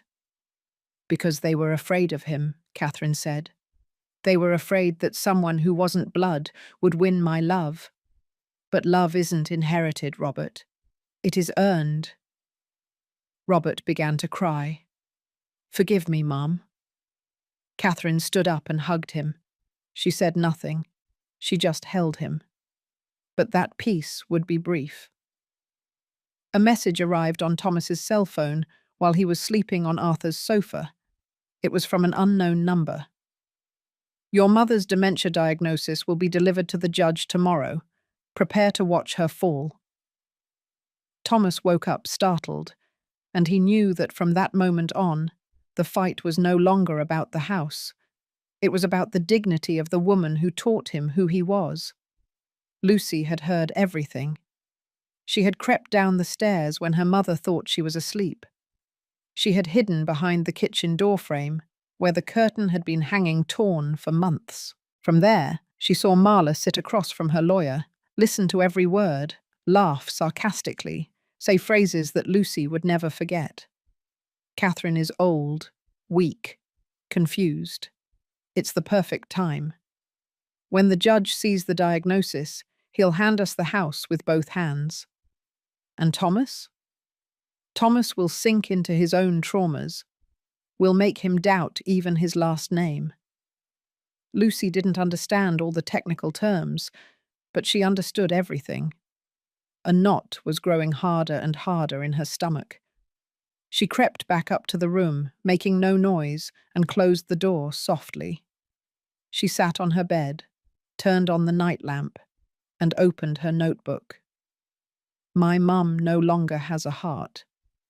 She's just afraid that Grandma has more love than she does." Her eyes filled with tears, and without thinking twice, she wrote another phrase, one that her grandma had told her once while stroking her hair. "When a person lies, it's like a broken mirror. It can reflect, but never without distortion." The next morning, Catherine was making coffee when Lucy arrived at the house with the notebook clenched in her hands. Eleanor opened the door. "Does your mum know you're here?" she asked, worried. "No, and I don't want her to know." Catherine came out onto the porch and saw her. She knew something was wrong just by looking into her eyes. "What happened, honey?" Lucy handed her the notebook without saying a single word. Catherine opened it. She read everything in silence. When she finished, she looked up and stroked her granddaughter's cheek. "Thank you for telling me the truth." "Are you angry at her?" "No, I'm sad. But not for what she plans to do, but for what she has already lost. Marla no longer has a soul, and the soul, when it rots, cannot be recovered." Arthur received an anonymous envelope in his office that same day. Inside was a copy of the supposed medical report, signed by Dr. Smith, which claimed that Catherine exhibited mental gaps, intermittent memory loss, and episodes of disorientation. Also included was a judge's order to review her health status before court experts. "This can't be happening," Arthur murmured, gritting his teeth. "What's wrong?" Thomas asked, who had just arrived. Arambola submitted the false report. He already convinced a judge. They have a date for mandatory medical evaluation, and if Catherine doesn't appear, they can declare her incapacitated for evasion. It's the move they needed. Thomas stood still. And does she know? No, but I don't want to tell her until I have a solution. What solution can there be? Only one. Arthur opened his laptop and showed an email from a trusted contact. The doctor who signed this diagnosis is under investigation for falsifying certificates in another case. If we manage to link him to that file, the judge can suspend the validity of his signature on this one. But we need evidence, witnesses, something real. I'll get it, Thomas said. How? I have a friend who works at the hospital where that guy signed other papers. I'll ask him for help. Do it, but fast. Thomas left the office without wasting time. In his mind, there was only one idea. If they wanted to destroy his mother's mental health to take her house, he wouldn't allow it, even if it meant getting his hands dirty. Marla, for her part, was already celebrating with Anthony. Once they declare Mom incompetent, we can request state intervention, and then the judge will appoint a legal guardian. That's us, Anthony. Just the two of us. The judge would never give it to Thomas, or to Estelle, who's playing the martyr now. And what about Robert? He won't get involved. He's broken. He's more worried about his marriage than the house. And what if Arthur shows up with his video again? It doesn't matter anymore.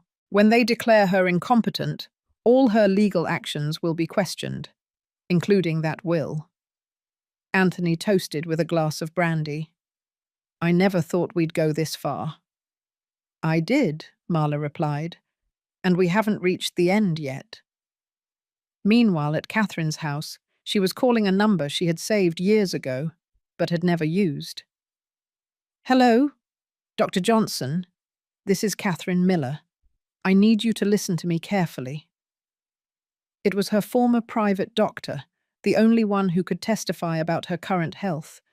He had no ties to her children. He didn't know Arthur. He was neutral, but he respected her deeply. I don't know if I can help you legally, Mrs. Miller. I don't want favors. I just want you to tell the truth. Are I losing my memory? You have more lucidity than many young people I know. Then I need you to declare that, formally, in front of whoever it takes. If you don't, they are going to erase me. Dr. Johnson was silent for a few seconds. Send me the court appointment. I'll show up. Lucy, at her school, approached the daughter of the judge handling the case. They weren't friends, but she knew the girl heard everything at home. Her name was Camilla. I need to ask you a favor, Lucy said, straightforwardly. What is it? To tell your dad that Dr. Smith's papers are false, that my grandma is fine, that my mom wants to kick her out of the house. Camilla was silent. And how do you know all that? Because I saw it. Because I heard it. Because I wrote it. And if you don't believe me, I can show you. Camilla hesitated. Then she replied, My dad can't accept that as official evidence. But I can tell him that someone is going to come to testify, to make space in the hearing. Do it, please.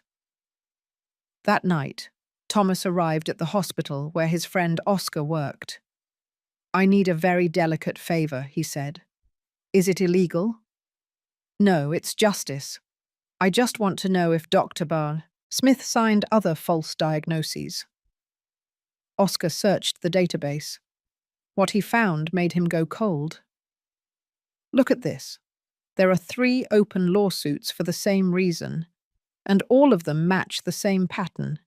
Elderly women, properties involved, designated guardians, and always Smith as the expert. Can you print it? Only if you promise me this won't cost me my job. I promise. I'll use it well. The next morning, Catherine received the official notification. She had to appear for a judicial medical evaluation in 72 hours. She didn't flinch. She put the paper in her purse. She poured herself coffee. She sat in her chair in front of the window. Lucy approached her. Are you afraid? No. He who tells the truth doesn't have to fear the mirror. But what Catherine didn't know was that, while everyone was preparing their weapons for the final hearing, Marla had already ordered Thomas to be followed. And what they were about to discover not only could ruin the lawsuit, it could put him in real danger. It was 6 o'clock in the morning when Thomas was woken up by violent banging on the main door of the house. 3, then 5, then a burst of shouts that made him jump off the sofa. Catherine, still in her robe, came out into the hallway with an alert expression. Lucy, who was sleeping in the guest room, also sat up startled. "Open the door, Thomas!" a voice he recognized immediately yelled. It was Anthony. Thomas crossed the living room quickly and opened it, but without unlocking the metal security gate. On the other side, Anthony was with 2 municipal police officers and Councillor Arambola. They had papers in their hands. The older brother's eyes were burning with rage. "We have a warrant," Arambola announced, showing a document. "By judicial instruction, we have come to take inventory of the assets inside the disputed home. The property will be seized preventively, while the validity of the will and the recent documents signed by Mrs. Catherine Miller are determined." Catherine approached behind Thomas, with her arms crossed and her face like stone. "Seize? Now you want to empty the house where you were born?" "We don't want to empty it," Anthony retorted from the other side of the gate. "We want to ensure that things that also belong to us don't disappear." "Like my rosary?" Catherine replied. "Or the photograph with your father, which you surely don't remember because you never stopped by here." Arambola interrupted. "We need to enter, ma'am.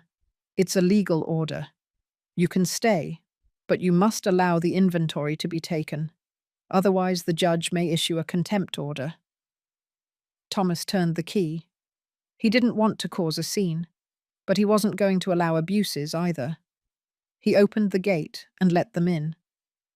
"Check whatever you want," he said. "There's nothing here that wasn't earned with love." Anthony entered first. He carried a folder and a list. He headed to the dining room, then the living room, and began taking photos with his cell phone. Arambola followed him with an assistant. "This sofa is more than 30 years old," Anthony murmured, "but it still works. The gold-framed mirror at the entrance too, the ceramic lamp in the hallway." Lucy watched everything from the doorframe with a mixture of fear and shame. Catherine hugged her shoulders. "Calm down, honey. The only thing they can't inventory is what they don't understand." In the master bedroom, Anthony found a locked chest. "What's in here?" "Old clothes," Catherine replied. "Your father's things, notebooks, letters, pieces of what you threw away years ago." "We need to open it." "You need respect, but I see that cannot be demanded in writing." Anthony forced the lock with a tool he carried. Inside, he found notebooks, envelopes with photos, books, and a small wooden box. He opened it. Inside, a gold chain with a Virgin Mary medal. "This might have value," he said, as if it were nothing. Thomas approached. "It's the medal Dad gave her when you were born. Remember?" Anthony looked at him sideways. "I don't need petty inheritances. I want what belongs to me." "What belongs to you, you already lost," Thomas murmured. "Not by law, but by life." At that moment, the police intervened. "Please, gentlemen, we are here to fulfill an order, not to witness personal arguments." Anthony closed the chest. Thomas took it and dragged it back to its place. "You saw what you wanted. Get out." Arambola signed the inventory sheet and handed it to Thomas. "This is only the beginning. The next visit will be with a notary and a locksmith, and they will come to seal this house if the judge deems it necessary." "Do it," Catherine replied firmly. "But don't forget that even the most skillful thief trips over his own ego. When they left, Thomas slammed the door shut, turned around, looked at his mother and Lucy, and let out everything he had been holding in. "That's enough, Mum. I'm tired. Tired of fighting, of being silent, of having to defend you as if you were guilty. I didn't ask for any of this. I didn't ask to be born outside their blood, and you dragged me into this hell." Catherine didn't move. She didn't interrupt him. Thomas was trembling. He covered his face with his hands. Lucy hugged him from behind. She was crying too. "Forgive me," he said with a broken voice. "It's not against you. I can't take it anymore." Catherine approached, looked him in the eyes. "I couldn't either for many years. But I kept going, because loving hurts, son, but abandoning hurts more." Thomas broke down. That night, Arthur received an urgent call from the courthouse. They informed him that Ethan's video had been declared inconsistent as evidence due to Catherine's new medical diagnosis, which placed her at the threshold of influenceability. The judge in charge of the file had accepted the temporary challenge. "They are winning the game," Arthur murmured, looking at his cell phone screen. "They are playing with fire, and they don't care about getting burned." On the other side of town, Marla was celebrating with Arambola at a luxury restaurant. "Next week, the judge could appoint the legal guardian," he said. "And if everything goes as planned, you could be the administrator of the assets until the case is resolved." "And Thomas?" "Let him sue if he wants. He won't last. He's alone. And he already broke. It's only a matter of time." Marla raised her glass. "Let the fall begin." But just at that moment, her cell phone vibrated. It was an anonymous notification, an attached file. She opened it. It was a photograph, a blurred image captured by a security camera in front of the hospital, showing Dr. Smith entering Councillor Arambola's office. And the message read, "We know what you did. This is just beginning." The glass trembled in her hand. For the first time, Marla felt fear. Estelle's hands were trembling as she read, one by one, the letters hidden at the bottom of the chest. She found them in an old folder, among yellowed papers and documents forgotten for years. They were letters written by Catherine, addressed to someone who had never been openly mentioned in her house, Charles King. In one of them, Catherine wrote, "I can't carry this secret anymore, Charles. Ethan never knew the truth. Estelle was born of you, although he raised her as his own. I will never say anything, not out of cowardice, but because the family we have now needs more stability than truth. But if this house ever crumbles from within, you will know that it was built on incomplete foundations." Estelle dropped the sheet of paper. The world was spinning. She pressed the paper against her chest and covered her mouth to keep from screaming. The mirror in front of her reflected a face she no longer recognized. "I'm not Ethan's daughter," she murmured. "Has my whole life been a lie?" She sat down on the edge of the bed, feeling like the floor was dissolving. Catherine, as if she had sensed it, entered the room without knocking. She saw her, and she knew she had read. She said nothing. She just walked to her and sat beside her. "Forgive me," Catherine said, lowering her head. "I didn't want you to find out this way." "Why did you never tell me? Why didn't you give me the truth, like Thomas?" "Because you didn't need proof to be my daughter. You always were. You were my first delivery, my first sleepless night, my first maternal love. It wasn't your fault. It was mine. I was young. I was confused. I loved Ethan, but Charles appeared before. It was a mistake, but you weren't." "Did Ethan never know?" "No, he suspected. But he never asked me, because his love for you was greater than the need for certainty." Estelle wiped her tears with the back of her hand. Then she turned to her mother. Then I don't have a right to the house either. Catherine looked at her sweetly. A home is not inherited with blood, Estelle. It is built with actions. And you were Lucy's mother when Marla ignored her. You were Thomas's sister when no one defended him. You are where you are because you chose to stay, not because someone put you here.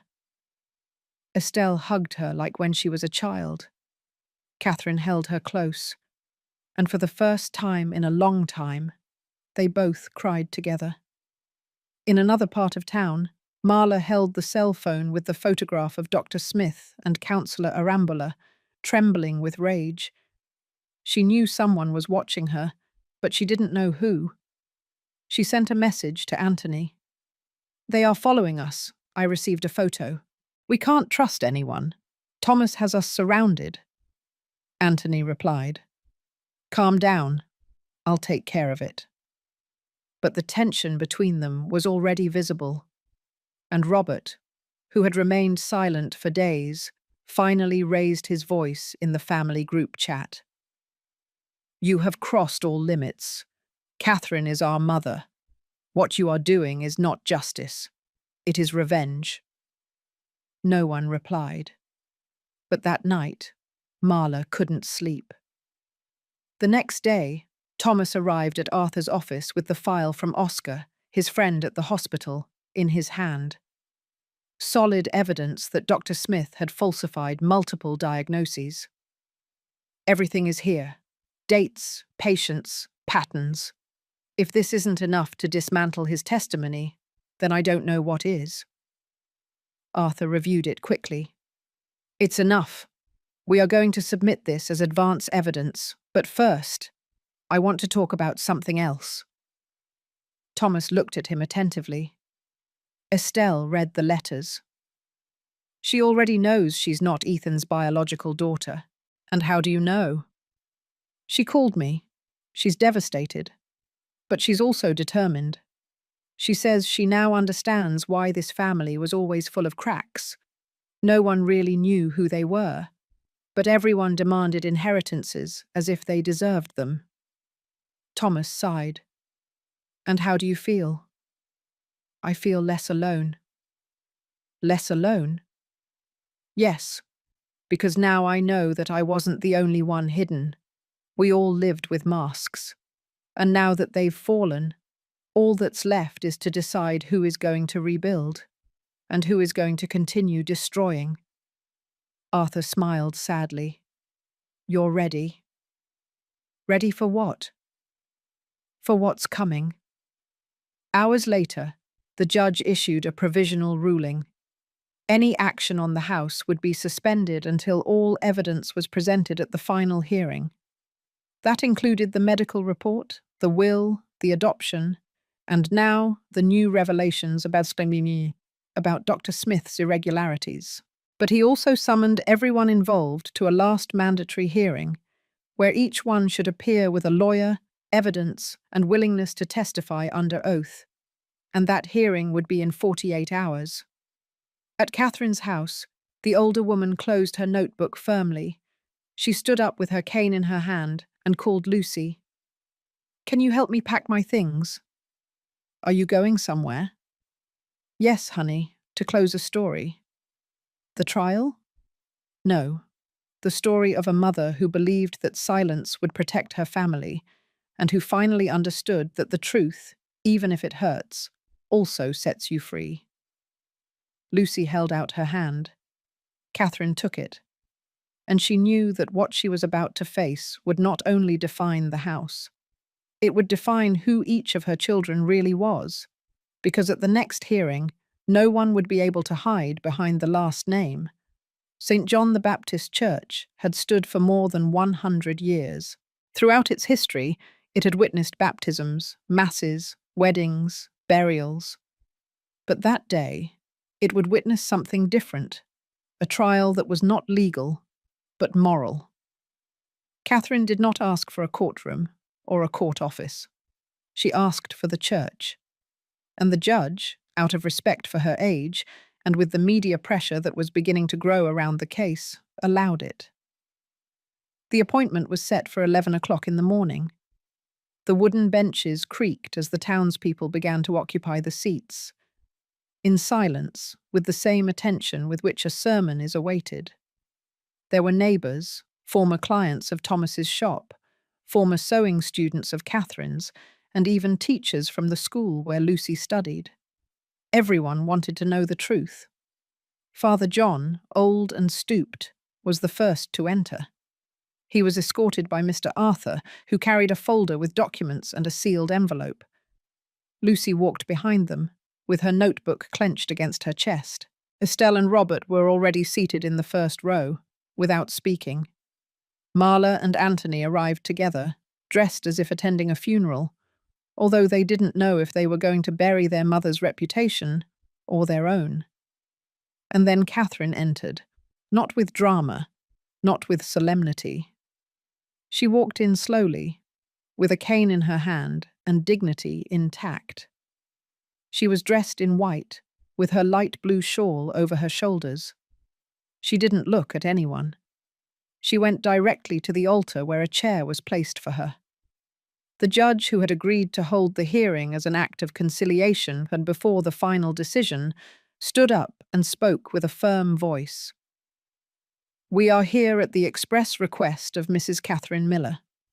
The purpose of this meeting is not to decide a legal verdict, but to allow her voice to be heard.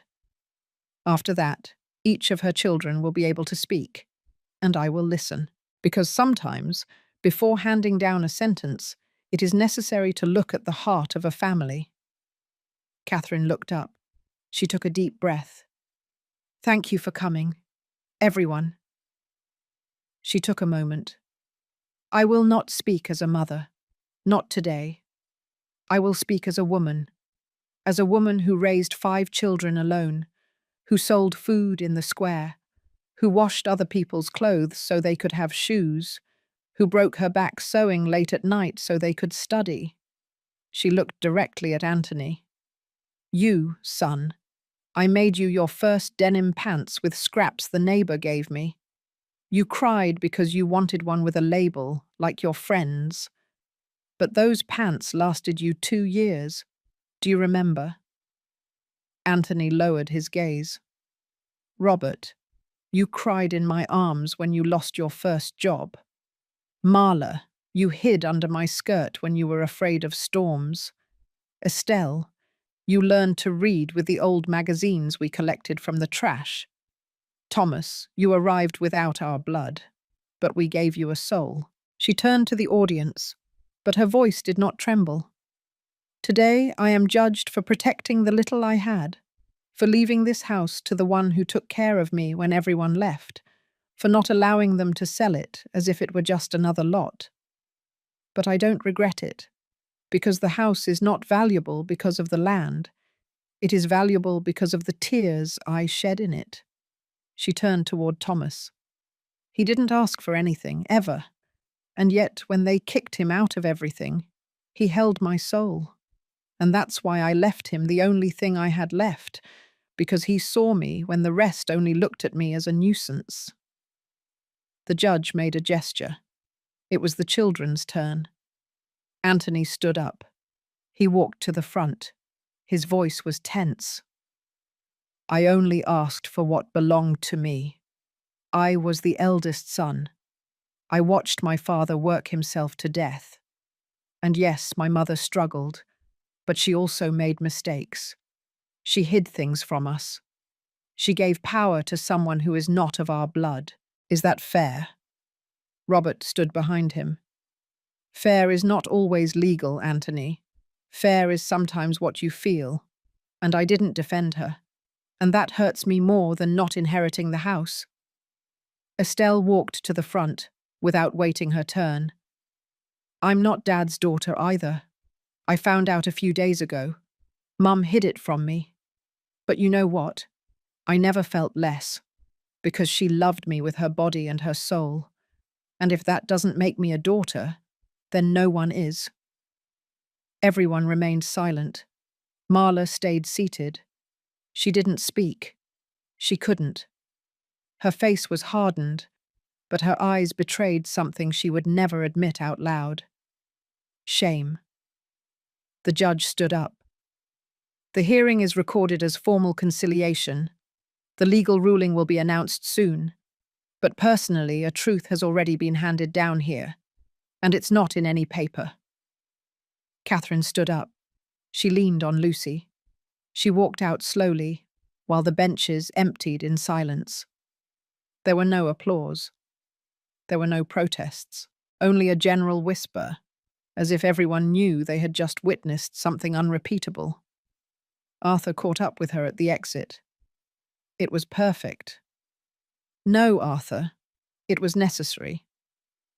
But while everyone believed that the hardest part was over, that same afternoon, an unknown person entered the judicial archive with a false warrant and took the last copy of Thomas's adoption papers. And the next day, the judge who presided over the hearing would receive an anonymous threat inside a sealed envelope. The masks had fallen. Now the final battle was beginning. Night fell without ceremony over Charleston, South Carolina. The air was thick, as if the trial in the church had left a cloud of silence hanging over the town. Catherine's name was whispered on every corner. Some said she had humiliated her children, others that she had taught them a lesson. But everyone knew one thing, that Mother was not just any woman. Robert walked alone down the cobblestone street. He wore a worn jacket, his face was haggard, and a folder was in his hand. His steps were uncertain, like those of a child going to confess a prank. Since the trial, something had been stirred in him, and he couldn't silence it anymore. He arrived at Catherine's house just as the dining room lights went out. He hesitated for a few seconds. Then he knocked. Eleanor opened cautiously, but upon seeing him, she sighed. "She's already in her room." "Can I see her? Are you here to hurt her again?" Robert lowered his gaze. "I came to ask for forgiveness." Eleanor let him pass without saying more. Catherine was sitting on her bed, folding her shawls. She had an expression of calm that contrasted with everything she had lived through in the last few weeks. She didn't look sick. She didn't look weak. She looked peaceful. Robert entered with moist eyes. He stopped at the doorway. "Mum?" Catherine looked at him. She said nothing. She just put the shawl on the bed and waited. Robert fell to his knees. "Forgive me." His words came out choked. Tears overcame him in seconds. "Forgive me for signing, for being silent, for leaving you alone, for thinking more about money than you. Forgive me for betraying you as a son and as a man." Catherine looked at him from above. She didn't move. She didn't approach. She didn't interrupt him. Robert took out the folder. He handed it to her with trembling hands. "It's all I have. All the papers I signed with Arambula, the declarations, the strategies. I hand them over to you. Do with them what you want." Catherine took them. She didn't look at them. She left them on the small table. "And what do you expect me to do with this?" Robert looked at her with shame. "I don't know. Maybe that you hug me like when I was a child and I broke things. Maybe that you tell me that everything will be all right, even if it's not." Catherine stood up. She sat next to him. She stroked his head. "I don't need your papers. I need you." Robert cried like he hadn't in years. Catherine held him in her arms. And for the first time since all this began, he felt that something was starting to mend. "I don't want your house," Robert said. "Not one penny. I just want you to remember me as your son, not as your enemy." Catherine hugged him tighter. "You always were my son. You just got lost for a while." The next morning, Arthur walked into the judge's office with the documents Robert had delivered. Among them, he found evidence of clandestine meetings between Arambola and courthouse employees. One sheet, in particular, caught his attention. A check signed by a third party who had never appeared in the process. A name stood out. Salvador Castaneda. "Who the hell is this?" Arthur asked, murmuring to himself. "He's the front man," Thomas said, entering with a new folder.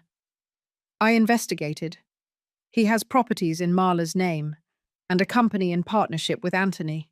They used his signature to register financial movements during the lawsuit. Do you have proof?" "Yes, and sealed copies." Arthur smiled. "Then this is no longer just a family case. It's a criminal case." In another part of town, Marla received an urgent call from her lawyer.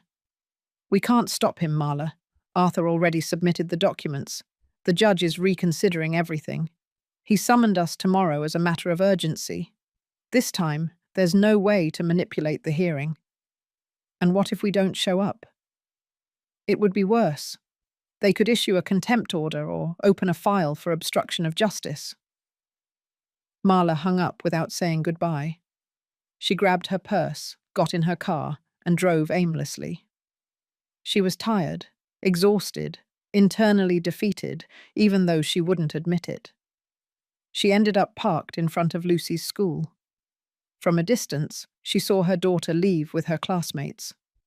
She was walking, smiling, with the notebook against her chest, a notebook that held more truth than all the trial files. And for the first time, Marla thought about leaving.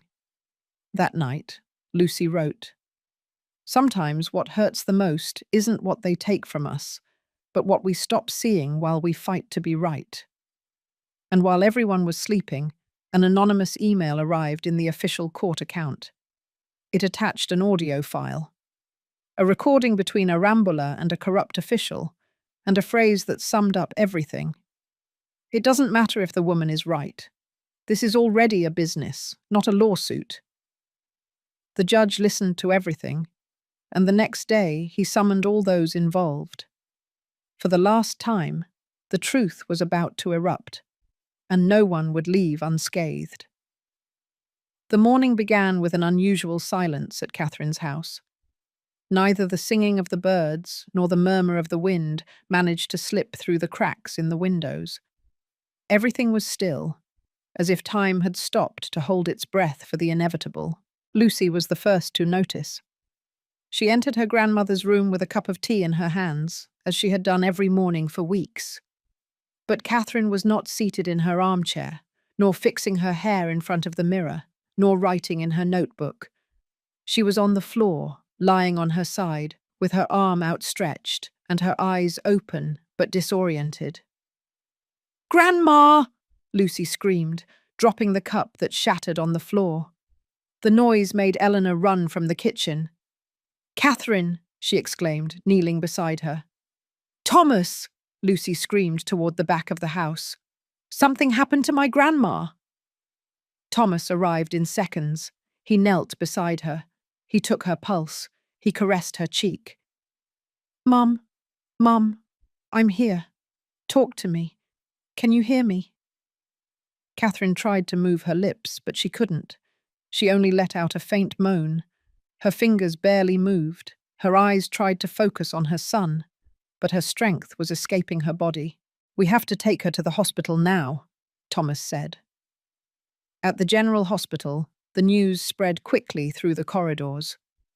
Catherine Miller, 83 years old, admitted for fainting, low blood pressure, and possible minor stroke. She was taken directly to the emergency room. Thomas and Lucy waited outside, trembling. "Why did this happen to her?" Lucy asked with swollen eyes. Thomas hugged her tightly. "Because the body holds up, but the soul gets tired too." Dr. Johnson arrived 20 minutes later. He had been notified by Arthur. "How is she?" Thomas asked as soon as he saw him enter. "Stable, but very weak. She's conscious at times, but she can't maintain a coherent thought. She's not in immediate danger, but she must remain under observation." Can she receive visitors? Only you and Lucy. The rest, not for now. Inside the room, Catherine lay connected to several wires with oxygen and her face paler than ever. But when Thomas entered, she slightly opened her eyes. She recognized him. She smiled with difficulty. Mum. Catherine stretched out her hand. Thomas took it. Please forgive me, he said with a broken voice. You shouldn't have carried all this. I should have protected you better. She barely moved her lips. You did. You were always there. Lucy entered too. She approached the bed. Grandma, are you going to get well? Catherine looked at her and stroked her head. I don't know, but if I don't get well, I've already done what I had to do. Thomas looked at her with pain. What else do you want us to do? Finish what we started. Convert that house into something more. How? I don't want it for myself anymore. I want it to serve those who never had anything, for the old folks who were thrown out like me, for the ones no one visits anymore. Thomas felt his heart clench in his chest. You want us to make a home? Catherine nodded. A shelter, a place where the forgotten feel like people again. Lucy picked up the notebook from the small table. On the last page, Catherine had written, The house they denied me will become a home for those who don't have one. Where they called me a nuisance, clean beds and tables with bread will be set up. May my old age not be repeated in others. Meanwhile, at Marla's house, everything was chaos. The news had arrived. What do you mean she's hospitalized? She screamed into the phone. And why didn't you tell me? You handed her over, Estelle said, who was on the other end of the line. Because neither her bed nor her name belongs to you anymore. Marla hung up with fury. She went to her room, opened the closet, took out a suitcase. Anthony found her minutes later hastily packing clothes. What are you doing? I'm leaving. Where to? I don't know, but I'm not going to stay and watch Mum die while everyone blames me. Are you running away? I'm tired, Anthony. You keep fighting if you want. I don't have the stomach for this anymore. At the hospital, Thomas left the room with dry tears in his eyes. Arthur was waiting for him in the hallway. How is she? She said she wants us to make an elder care home with the house, to turn it into a shelter for the forgotten. Are you going to do it? It's the only thing that makes sense to me now. Then let's begin. We already have the legal battle won. All that's left is for your mother to see, even once, that place standing. Thomas nodded. We're going to do it. And we're going to call it... What should it be called? Arthur looked at him with pride. Ethan's home. Thomas shook his head. No. Lucy approached and said it first. Catherine's house. And the three of them smiled. But as they were about to leave the hospital to begin the paperwork, a nurse came running. Mr. Thomas, Mrs. Miller has had a relapse. He ran toward the room, and upon arriving, he found his mother unconscious, monitors blaring, nurses rushing in, and he knew he didn't have time. What she had asked for had to be done now or never. The sound of the heart monitor marked each second with cruel precision. Beep, beep, beep. And with each beep, Thomas felt time slipping through his fingers. Catherine remained unconscious. Her face was pale, almost translucent, but calm, as if her body knew it had fulfilled everything life had entrusted her with. Lucy didn't move from the corner near the window. She had the notebook in her hands, open to the page where Catherine wrote her last wish, to convert the house into a home for the forgotten. What if she doesn't wake up, Thomas? Lucy asked in a low voice, almost breathless. What are we going to do if she never talks to us again? Thomas looked at her, unable to answer. There was no way to know. Not even Dr. Johnson dared to promise anything. He only recommended to wait, watch, and keep her surrounded by everything that connected her with what she loved. "We can read to her," Thomas said. "We can talk to her. Maybe her body isn't responding, but her soul always listens." Lucy stood up. She approached the bed. She opened the notebook to another page, one where she herself had written, weeks ago. "Grandma, you're not old. You are the root, and without the root, the house falls down." She read it aloud, and upon finishing, she gently took her hand. Outside the room, Arthur held an envelope in his hands, an envelope that Catherine had given him a while ago, and asked him not to open until he felt the moment demanded it. "Is it time?" Estelle asked, who arrived silently with a worn but serene face. She said that when everything was at risk, this envelope should come to light. Arthur opened it. Inside was a single sheet of paper, handwritten, with Catherine's firm script. "If this letter is opened, it's because I can no longer say what is left on my tongue. To you, Thomas, my soul's son. You did not inherit my blood, but you were my breath. You do not carry my genes, but you carry my history. To you I give not the house, but the responsibility that it does not become what your siblings wanted, a spoil of war. You have lived long enough as a secret. Now it is your turn to live as who you are. And if you ever doubt why it was you, go to the kitchen. Look behind the wall where we hung the keys. There is your father's letter, the original, the one no one has read, the one he did not want to hand over to the courts. That letter is yours, and yours alone." Arthur said nothing. He only closed the envelope and put it away again. "What did it say?" Estelle asked. "The necessary." That afternoon, Thomas returned home. He was alone. He opened the door with trembling hands. He walked slowly to the kitchen. He looked toward the wall where the gate keys hung for years. There was a small crack, barely visible. Thomas felt around with his fingers until he felt a slight unevenness. He pushed carefully. Behind the hidden wall between a false board, he found a small metallic box, dust, oxidation, and inside a precisely folded sheet of paper. He unfolded it. It was Ethan's handwriting, his father's. "Thomas, I didn't know how to tell you in life. It was hard for me to look you in the eyes without thinking about my mistakes.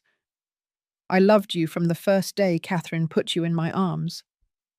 But I also failed you, because silence weighs heavily, and you carried that silence without knowing it. You were a better son than anyone, a better man than me. I chose you because you were the only one who, without asking for anything, gave everything. The house is yours, not because I signed it over, but because you filled it with dignity when the others filled it with greed. Forgive me for not telling you this sooner, but if you are reading it, it is because you are already stronger than me. With eternal pride, Dad." Thomas fell to his knees. Silent tears ran down his face. Upon getting up, he wiped his face and went out to the backyard. There, in front of the old lemon tree his mother had planted when he was a child, he promised aloud, "You won't die with this house, Mum. You'll live in every person who comes to it looking for shelter, in every rejected elderly person, in every tired voice, in every trembling hand that touches that door." He returned to the hospital. Lucy was sleeping in a chair. Catherine, still connected to machines, remained motionless. Thomas approached. "I found Dad's letter," he whispered to her, "and it made me understand everything. I'm not an inheritance, I'm a purpose, and I swear I'm going to fulfill it." He kissed her forehead. And then Catherine opened her eyes, slow but alive. She looked at him, smiled, and said, barely audible. "I knew you'd find it," and closed her eyes again, this time with peace. But the monitor didn't stop beeping. She was still there, resisting, as she always did. And now, the house already had a name, and a future too. Only one decision was missing, the one to forgive. The atmosphere in the hospital was thick. The dim lights, the silent corridors, and the muffled voices of the nurses made it seem more like a temple than a medical centre. In room 208, Catherine rested, connected to the devices that sustained her body, but not her soul. That remained intact, firm, awake. Estelle was the first to enter that afternoon. She carried a bag of sweet bread and a jar of hand cream. She walked slowly, as if the air was heavy. Sitting next to her mother's bed hurt her more than the truths she had read weeks earlier. "Mum," she murmured, "I'm here." Catherine looked at her, barely with her eyes open. She nodded with a slight smile. Estelle took her hand and began to apply the cream, just like when she was a child and Catherine would heal her winter cracks. "Forgive me for not understanding sooner what you were doing, for failing you so many times in silence, for not being able to see you as a woman, in addition to a mother." Catherine didn't respond. She only squeezed her hand with weakness. Robert came too. He knelt. He cried. "Thomas is transforming everything. He already started the home project. He's going to put your name on the entrance.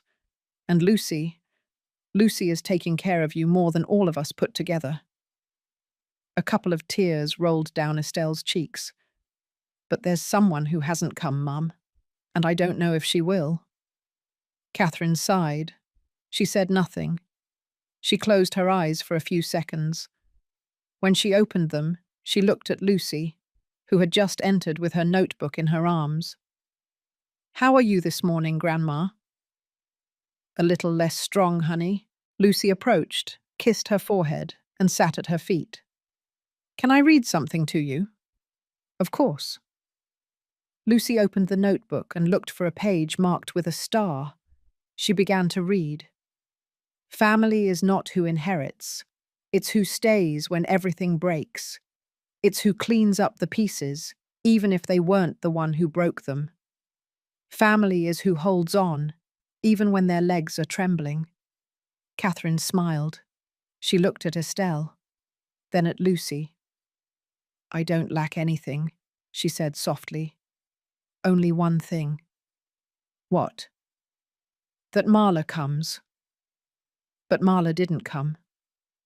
She was at her house, sitting in front of the turned-off television with a closed suitcase at her feet. She had her cell phone in her hand and the hospital notification open for an hour. She had read it 5 times. Condition: critical. Patient stable, but with previous relapse. Possible multi-organ failure if no improvement in the next few hours. She couldn't move her fingers to dial. She couldn't say a single word, because inside her, pride was still fighting with guilt, and pride, like a parasite, was stronger. Anthony had sent her a message that same morning. "No point in going, everything has already been said."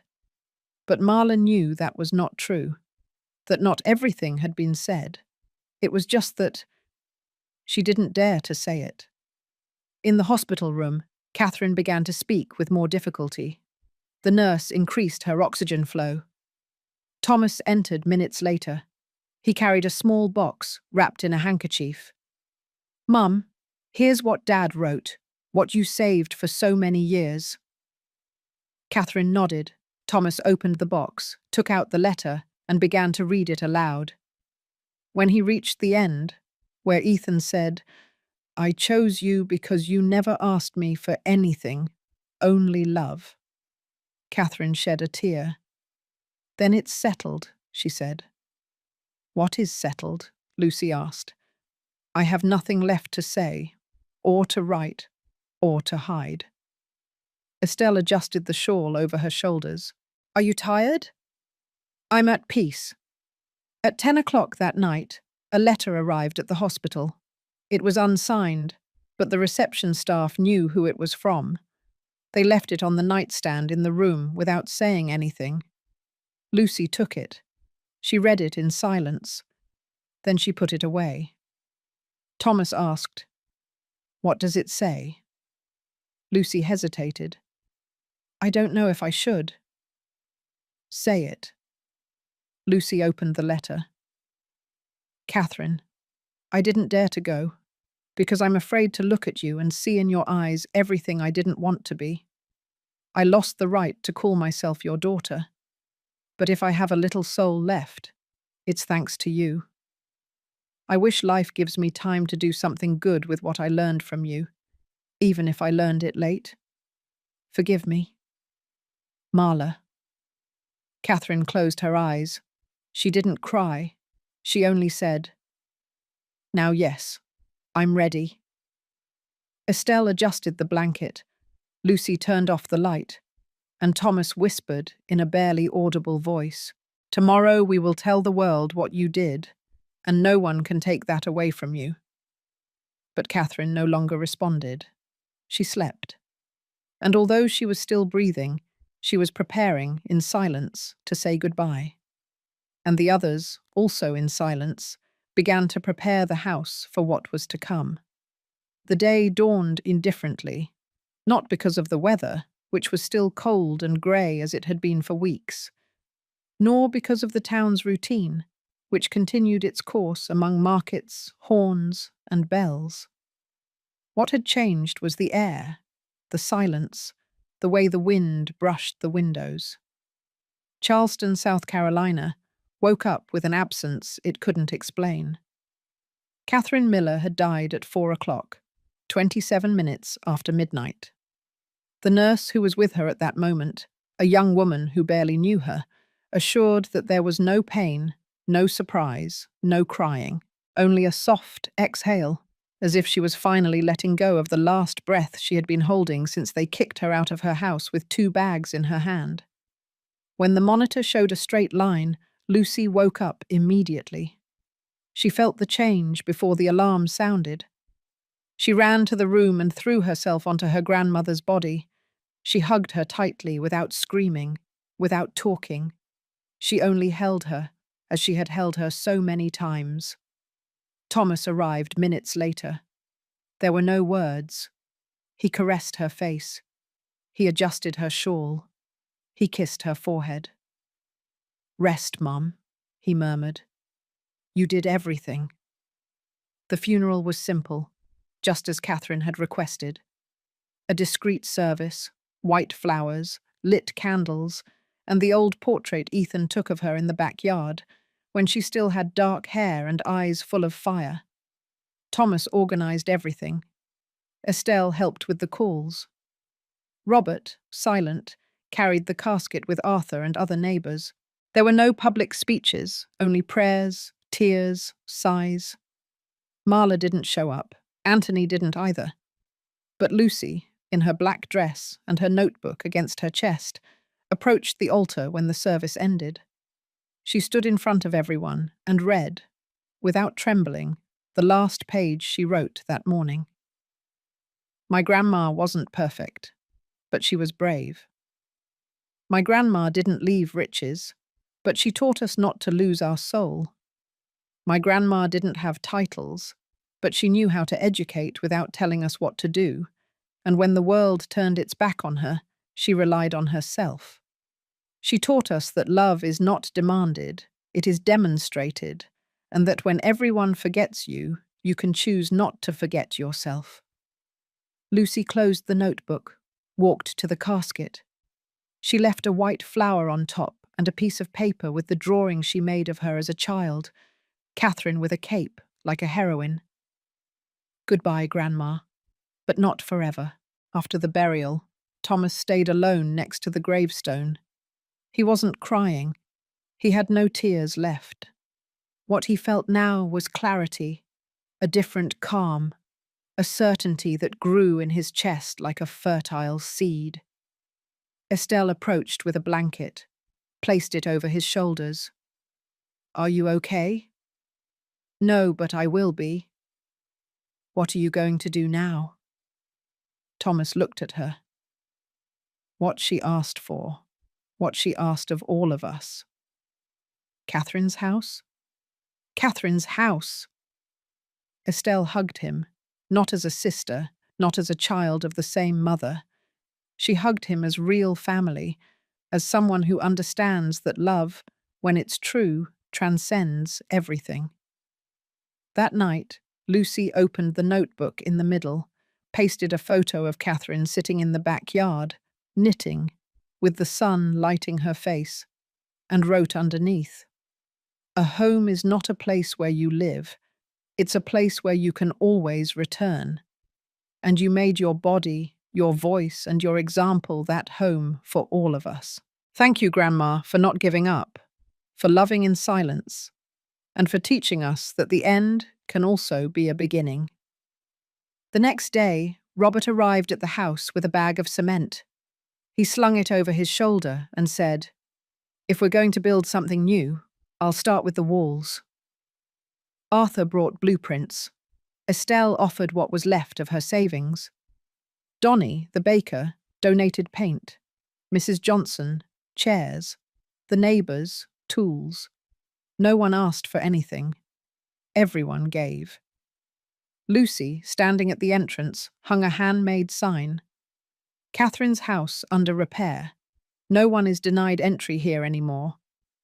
And when she put down the hammer, she felt her grandmother stroking her shoulder. She didn't see her, but she felt her. And she knew, without needing an explanation, that Catherine had returned, and that she never intended to leave. But one more step was still missing, the closing of everything, and the true beginning. Months passed. Mourning became memory, and memory transformed into purpose. The old house, the one that was once a reason for fights, screams, and betrayals, began to be reborn. The peeling walls were painted white, the empty rooms received new beds, and the backyard, where Catherine used to sit to watch the sunset, was filled with long tables with simple tablecloths and fresh flowers. The sign at the entrance was clear: Catherine's house, shelter for those who have nowhere else to go. The first to cross the door was an 87-year-old woman named Josephine, who had been abandoned by her son at the regional hospital. Lucy, now 17 years old and with a maturity that surprised everyone, received her with open arms. "Welcome, Josephine. No one is abandoned here." Josephine cried in silence, as if those words had healed years of loneliness. Then came Mr. Hillary, an old carpenter who slept at the bus terminal, then Mrs. Carmen, rejected by her daughters-in-law. And so, little by little, the house was filled with voices, stories, shy laughter, and forgotten songs. Thomas managed the place with patience. He was not an expert administrator, but he had inherited his mother's strength to get up every day and do what seemed impossible. Every corner of the house was a reminder of Catherine.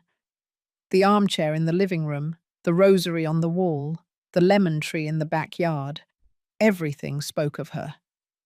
Estelle supported him with the accounts, Robert with minor repairs. And although Anthony never returned, and Marla only sent flowers on the day of the opening, on the main wall hung a phrase written by Catherine herself in her notebook: "Where a mother was rejected, no one will be rejected here again." One Sunday afternoon, Lucy organized a small ceremony. She gathered all the elderly residents, neighbors, volunteers, and family who had helped with the work. In front of the house gate, she raised her voice with determination. "This house is not just a roof. It's a symbol. It's proof that love is stronger than selfishness. Last names no longer matter here, nor blood, nor inheritances. Here it only matters that no one feels forgotten again." Those present applauded, some cried, others held hands. Lucy unveiled a bronze plaque fixed next to the entrance. The afternoon sun illuminated it. It said, A mother was rejected here. Today no one else will be. That night, Thomas went out to the backyard, sat under the lemon tree, and closed his eyes. He felt the wind move the branches, and for an instant he heard Catherine's voice, clear and serene. "You did well, son. You did it as only you could do it." He opened his eyes, looked at the starry sky, and replied in a low voice, "Thank you, Mum. This place is yours. It always will be." And the wind, softly, seemed to nod. If you made it this far, it means you followed Catherine's story to the last breath and her eternal legacy in Catherine's house. To allow more people to hear stories like this, I invite you to subscribe to the channel, leave your like, activate the notification bell, and if this story moved you, support with a super thanks. That helps us continue publishing stories that touch the heart. And to show that you made it to the end, write the word shelter in the comments. That way, I'll know you were part of this journey until the last chapter, and that Catherine's memory will live on in you too.